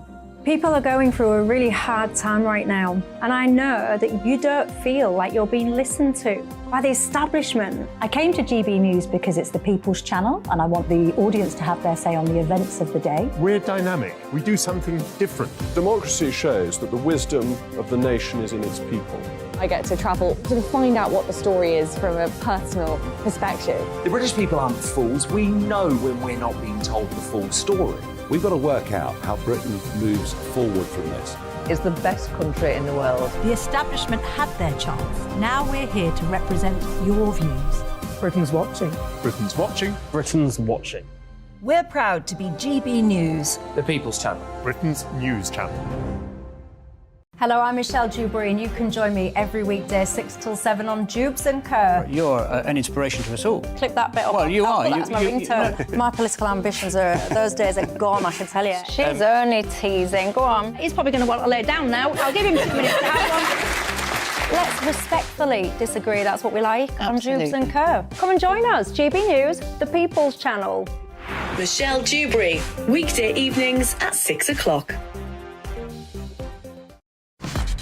Start the day with GB News.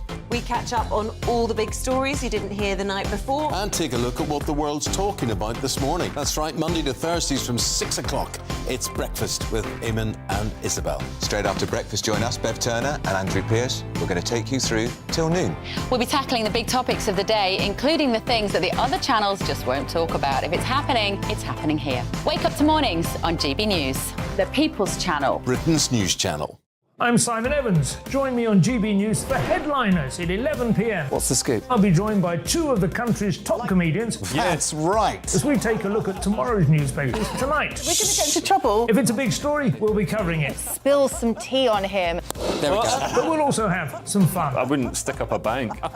My father didn't love me. So anyway. Headliners every night from 11 on GB News, the People's Channel, Britain's news channel. We've got a brand new lineup every Saturday night on GB News. From 6 p.m, I'll give you my unique take on the world today. Then at 7, it's me, Calvin Robinson, with my Common Sense Crusade. New to GB News is the Saturday 5. 5 times the opinion. Join us every Saturday from 8 p.m. as we debate the week's stories. With us 4, plus a special guest. And at 9, of course, it's Mark Dolan Tonight. Brand new Saturday nights on GB News, Britain's news channel.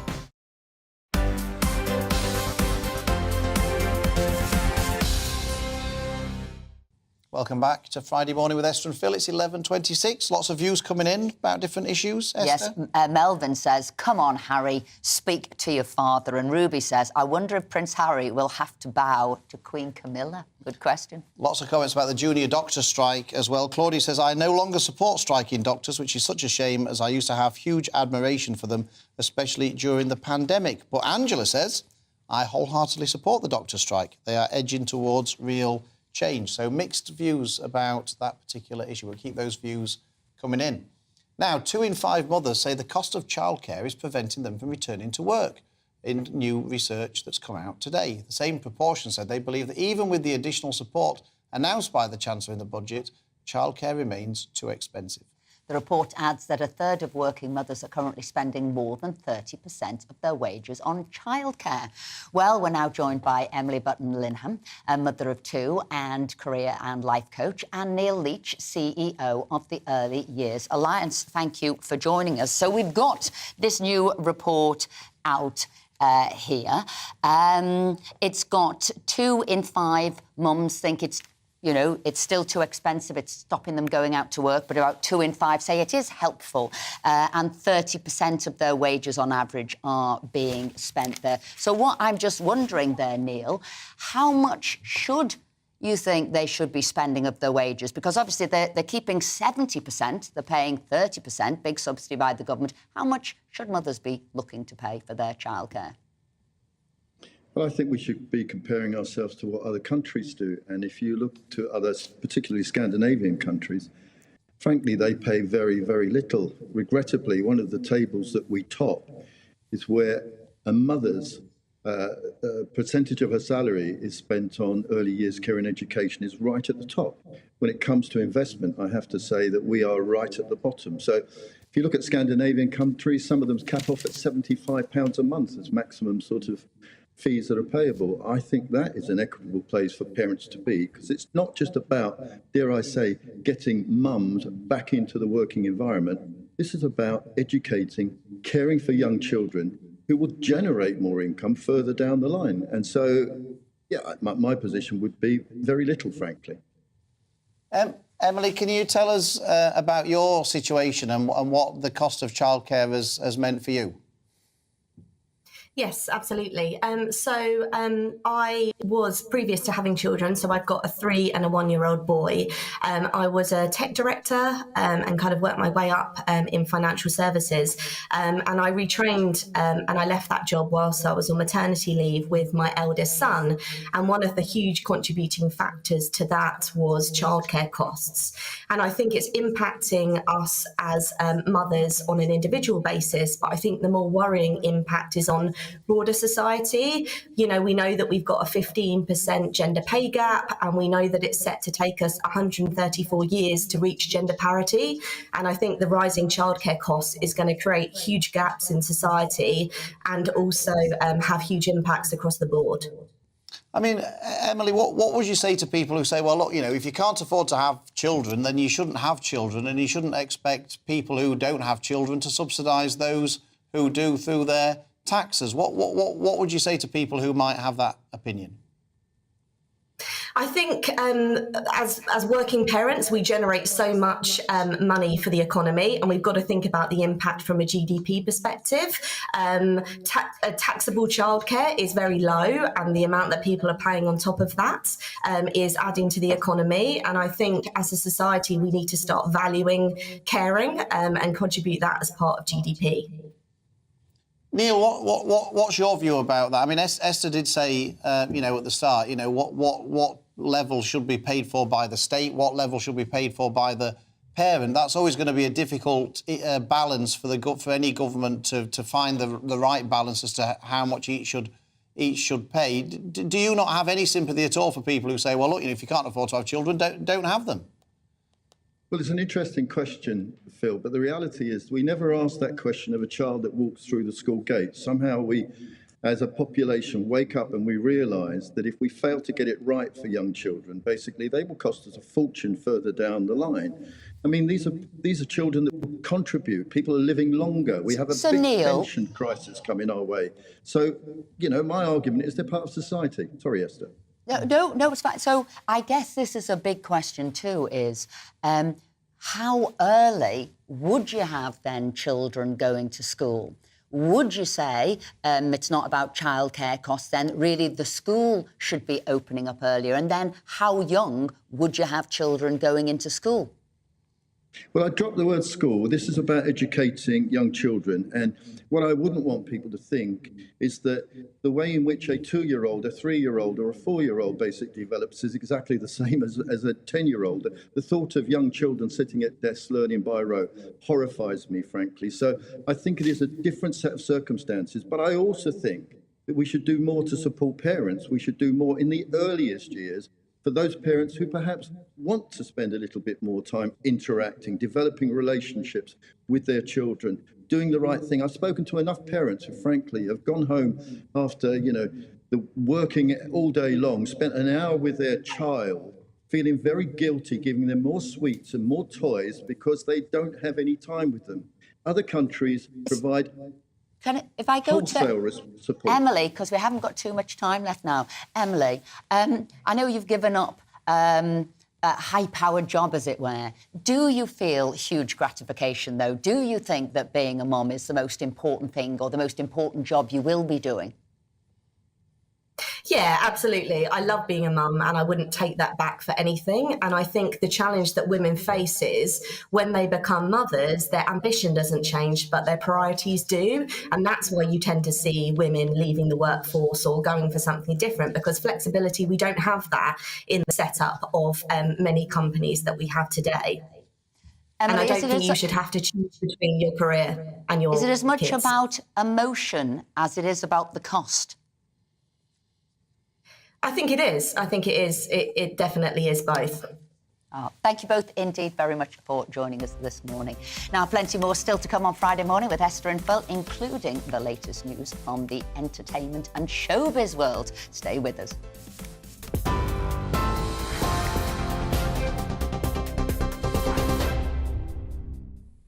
Good morning, it's 11:33. I'm Rory Smith in the GB Newsroom.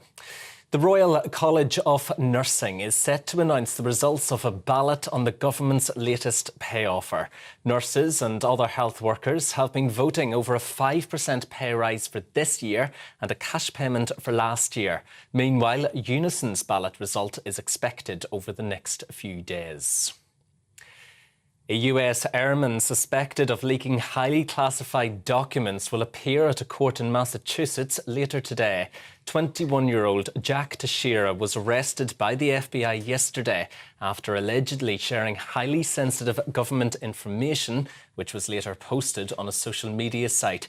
It's the most serious security breach in the US in years. The US president is ending his trip to Ireland today by visiting his ancestral hometown. Joe Biden will travel to the west coast of the country, where he is also expected to speak at a cathedral in County Mayo. His ancestor sold 27,000 bricks to the very same cathedral, which later helped his family to sail to America. The King is visiting Sandhurst Royal Military Academy for the 200th Sovereigns Parade. You can see live pictures of the event at the moment, where King Charles is inspecting the officer cadets who have completed their commissioning. During the ceremony, which is held 3 times a year, the Sword of Honour, the Overseas Sword and the King's Medal will also be awarded to the top officer cadets. TV, online, DAB+ radio and on TuneIn. This is GB News.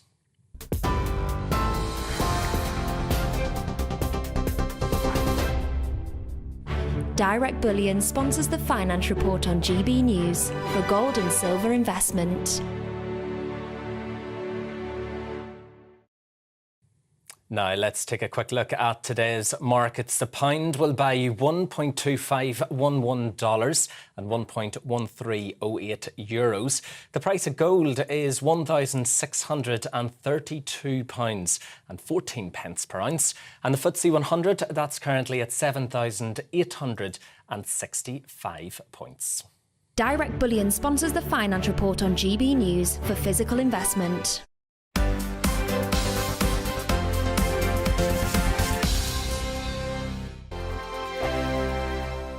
I joined GB News because I was sick and tired of not hearing my views being represented, not just mine, but so many people that I knew and spoke to. I just couldn't get my voice out there. I couldn't say anything. I couldn't do anything. Whatever the narrative was, I kind of had to follow it. GB News is there to provide a voice for those who have been ignored by the establishment media. We think different things. We've got a different style. GB News is here to be optimistic and positive about the future. It's real kind of dynamic and flowing, with the audience very much at the heart of it, like a big family.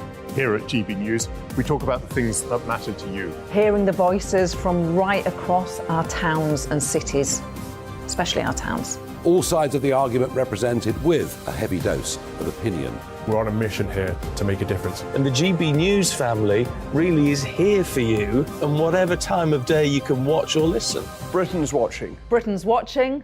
We're proud to be GB News. The People's Channel. Britain's news channel. Westminster is going around in ever-decreasing circles, followed by the media. Britain is broken. How on earth did we get into this mess? But more importantly, how do we get out of it? Join me at 7 p.m, Mondays to Thursdays on Farage, here on GB News. We will have open, rational debate. We've got to work out how Britain moves forward from this. Join us here on GB News, the People's Channel. Britain is watching. You've probably seen politicians interviewed 1,000 times, but we do it differently. We find out who they really are, we don't shout, we chat, and hopefully we bring a bit of light, not just heat. Did you know Kate Moss? Apparently. Do you have a pair of jeans or a pair of jeans? No, of course I don't. What would I do with them? My friends are like, oh my God, what's she doing now? Join me every Sunday at 6 for Gloria Meets, only on GB News, the People's Channel, Britain's news channel. I'm Jacob Rees-Mogg, the Member of Parliament for North East Somerset and a former government minister. For years, I've walked the corridors of power in both Westminster and the City of London. We need to have the arguments, the discussions on how we make it better. Crop failures, famine, war, suffering on a scale completely unimaginable. We are putting the cart before the horse. As Charles I said at the scaffold, he was the true defender of liberty. Yeah, I've completely derailed the conversation. Join me Monday to Thursday at 8 p.m. on GB News, Britain's news channel. I'm Mark White. As GB News Home and Security Editor, I cover those key issues that are so important to you. Our authorities, our communities doing all they can to combat violent crime. With the public services under unbearable strain, why are we still failing to control our borders? Defence, the first priority of any government, has been continually hollowed out. Can we trust our politicians to protect the armed forces? Join me, Mark White, on GB News.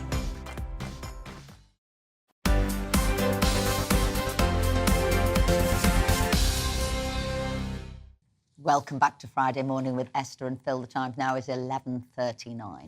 Now, at the start of the show, we had an interview with Professor Carl Hennigan and Dr. Tom Jefferson about their research into the methods used by the UK HSA to justify wearing of face masks. And we've had a statement through from the UK HSA, the UK Health Security Agency, from Dr. Renu Bindra, their Deputy Director of Public Health and Clinical Response. He said the current evidence on face coverings suggests that all types of face coverings are to varying extents effective in reducing transmission of respiratory viruses in both healthcare and community settings. N95 respirators are likely to be the most effective, followed by surgical masks and then non-medical masks, although optimised non-medical masks made of 2 or 3 layers might have similar filtration efficiency to surgical masks. The evidence specific to COVID-19 is still limited and does not allow for firm conclusions to be drawn for specific settings and types of face coverings. However, there is no evidence to suggest that face coverings and masks would be less effective at preventing the transmission of COVID-19 than any other similar respiratory infection. So that's what the UK HSA have to say in response to what Professor Carl Hennigan and Tom Jefferson And here's said what earlier. some of our viewers said. Stefan says, I'm constantly amazed at the lack of knowledge on this subject. Here, I think we'll all agree with that. The Cochrane report and 2 other reports have definitively proven that wearing masks has absolutely no effect on either transmissibility or infection. And Peter says, in my opinion, at the start of the pandemic, if wearing a mask saved even just one life, then it was well worth it.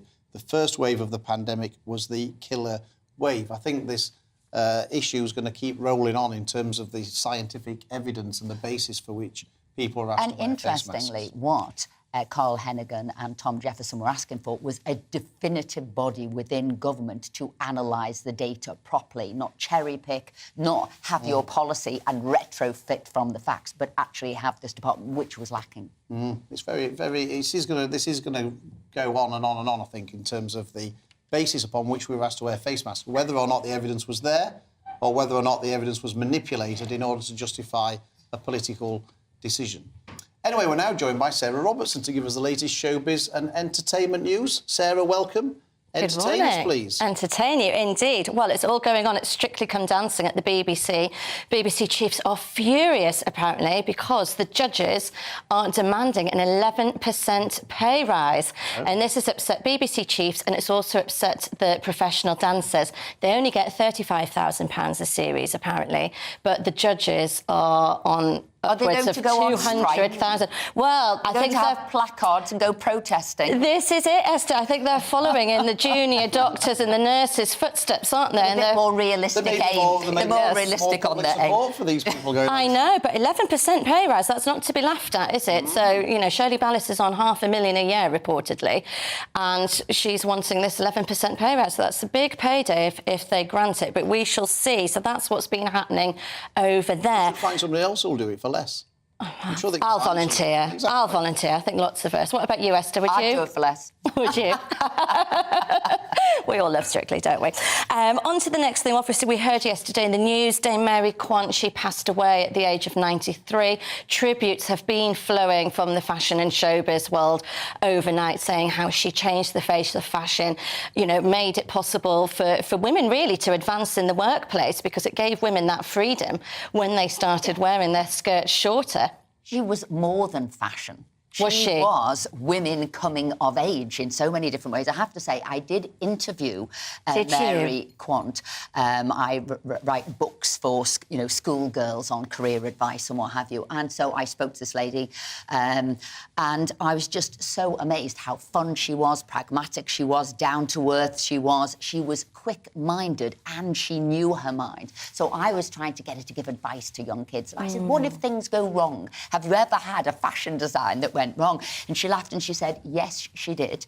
And she'd, you know, yes, she's known for the minis, but she was doing the maxis longest. And she went into her shop on the King's Road and they weren't selling. And she said, this could have made her go bust. So quick as a flash, what was selling was the shorter skirts. So all of those longer skirts were taken off the shelves, back into the, back on the sewing machines, cut shorter. And that's when I thought, my goodness, you're a phenomenon. She could see it wasn't working. She had to make a decision, and she did. And she just redid the work. And so she said, that's what kids need to do.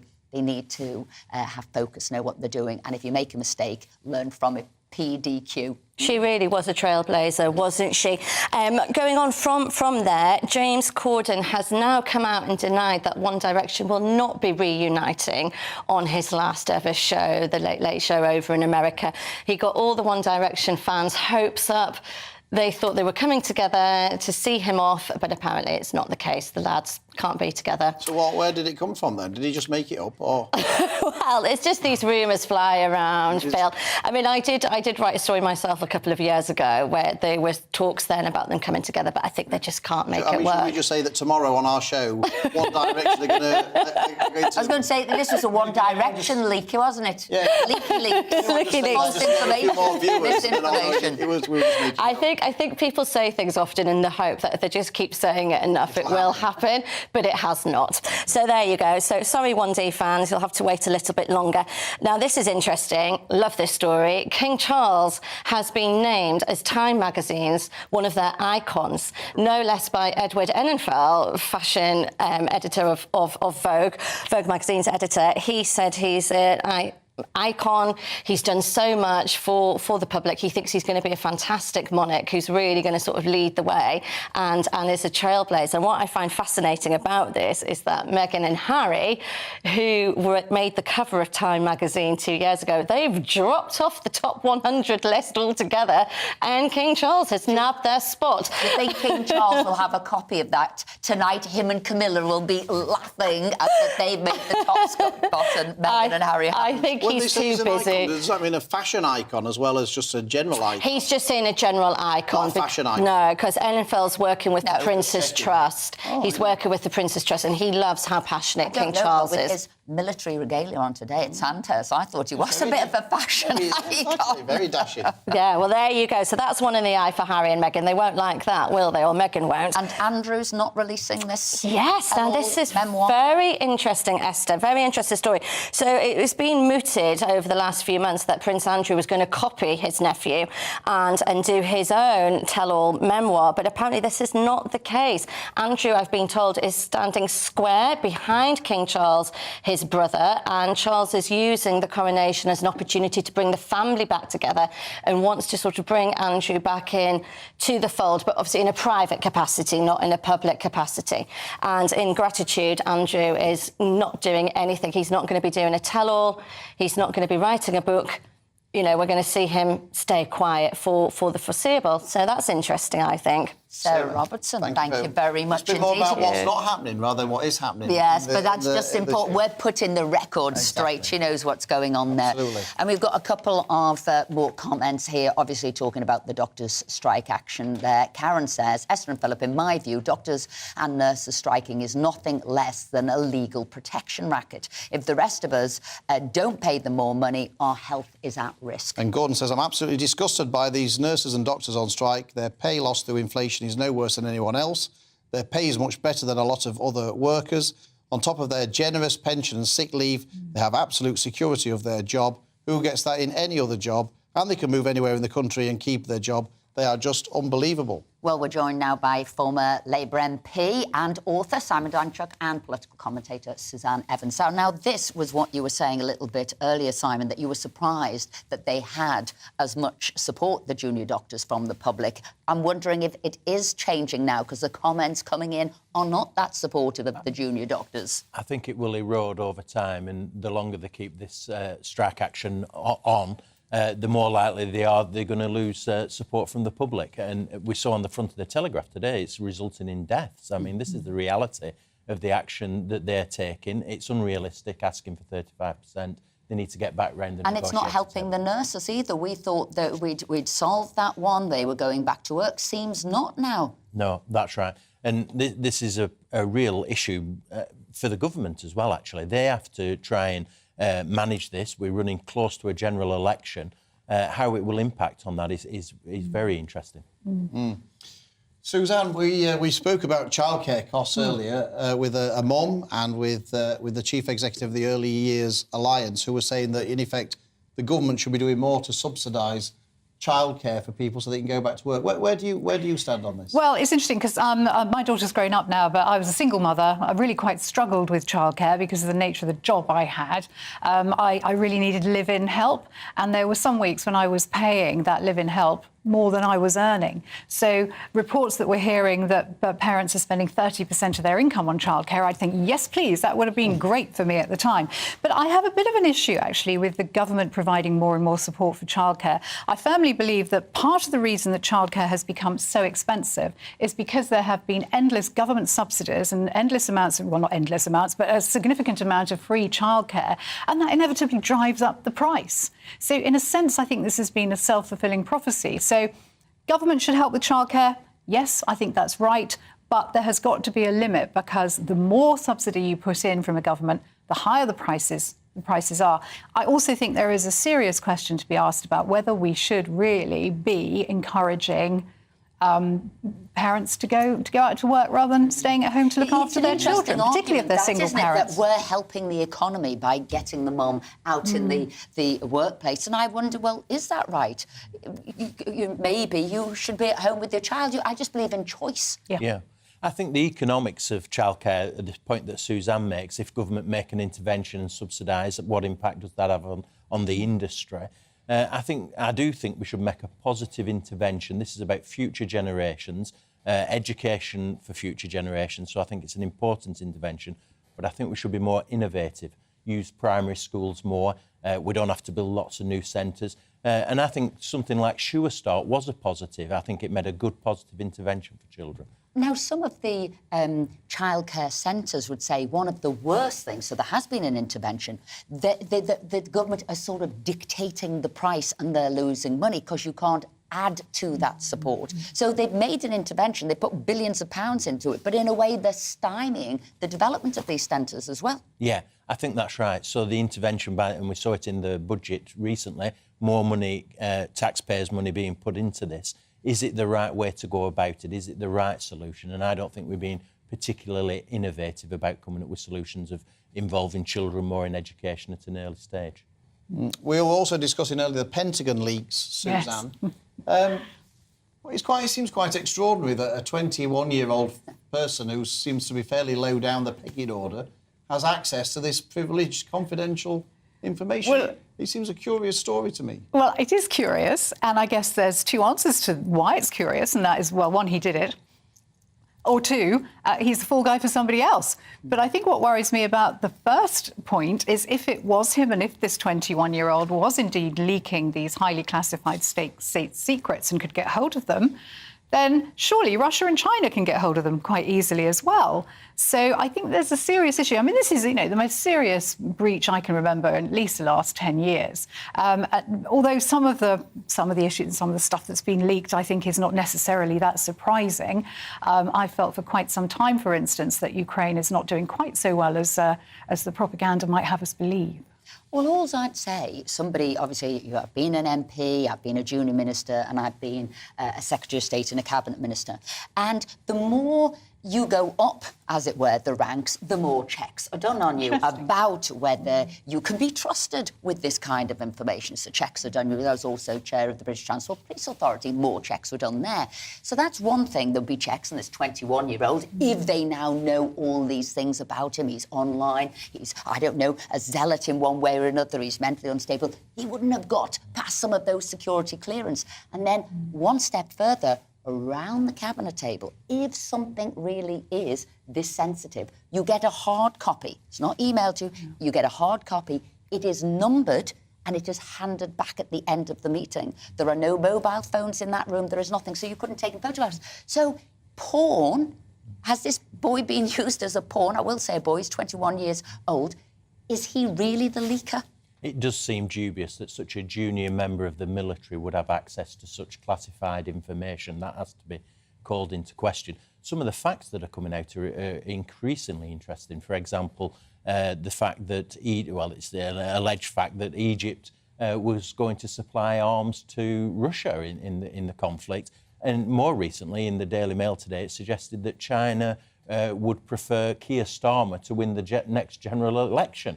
There's another one of the allegations to come out of this information. I don't think that'll do Keir Starmer much good, to be quite honest, but some interesting facts to come out from it. And, of course, the other issue is about the actual issue of Ukraine itself and whether or not there will be a weighing in supporting America for the war in Ukraine on the back of it, which will obviously be great for news for Russia. Yeah, that's right, and that's some of the concern about that. That's why it's so important an issue in terms of these leaks.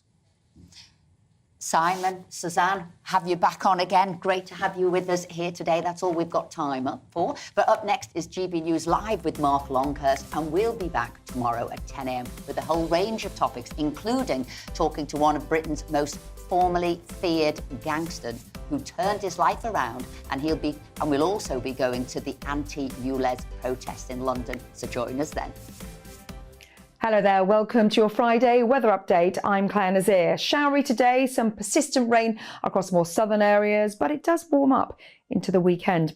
First of all, your bigger picture. Low pressure in charge right across the country. This one here is producing more persistent rain. It's tracking down towards the Low Countries. A lighter breeze further north, so you catch some showers. They will be slow moving. And there's always fronts in the vicinity. Rain never too far away. But it's pretty much sunshine and showers towards the northwest. More persistent cloud across central parts of Scotland down towards northern England, and some showery rain. This rain here gradually tracks towards the east, but some heavier bursts across eastern counties through this afternoon. So here are your temperatures below average for this time of year, and quite a breeze developing through the afternoon across more southwestern areas of the country. Now notice this evening, this rain does clear more western areas, but it becomes confined to more eastern parts. Heavier bursts likely across Kent to East Anglia, some clearer skies further west, and with that the chance of a frost. Northern Ireland, Western Scotland, perhaps the far north of Wales. More of a breeze down towards the southwest, keeping temperatures slightly higher, and a bit of a wet start to the day across eastern counties.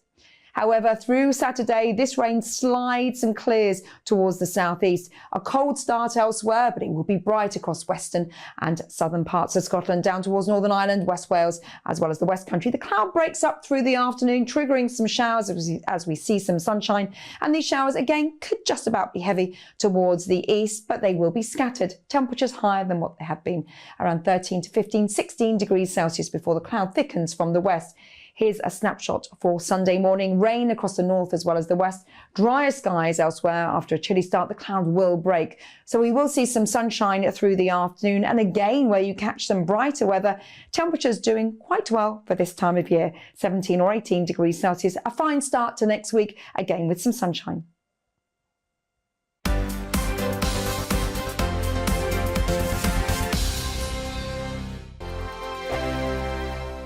Monday to Thursday nights on GB News. At 6, it's Dubes & Co. 7 o'clock, Farage. At 8, join Jacob Rees-Mogg. And at 9, Dan Wootton Tonight, followed by Headliners. On TV, radio and online. This is GB News. First and foremost, I'm a GB News fan, and I was before I was working here. Just love the fact that we're asking the questions that a lot of establishment media won't ask. With a bit of a twist, we not only want to inform you, but we want to keep you entertained. It's worth the drive because you get in and the team's all ready and waiting, they're itching to go, and it's a proper little family. GB News is the people's channel. It's the audience that makes the programme sing. We're giving our viewers and our listeners a voice. I see the thousands of your letters, tweets, emails, you name it, coming in. Britain is broken. How on earth did we get into this mess? But more importantly, how do we get out of it? The establishment had their chance. Now we're here to represent you. It's time for something different. It's time for GB News. I'm very patriotic. I believe in Britain. Our best days lie ahead. Britain's watching. Britain's watching. Join us here on GB News. The people's channel.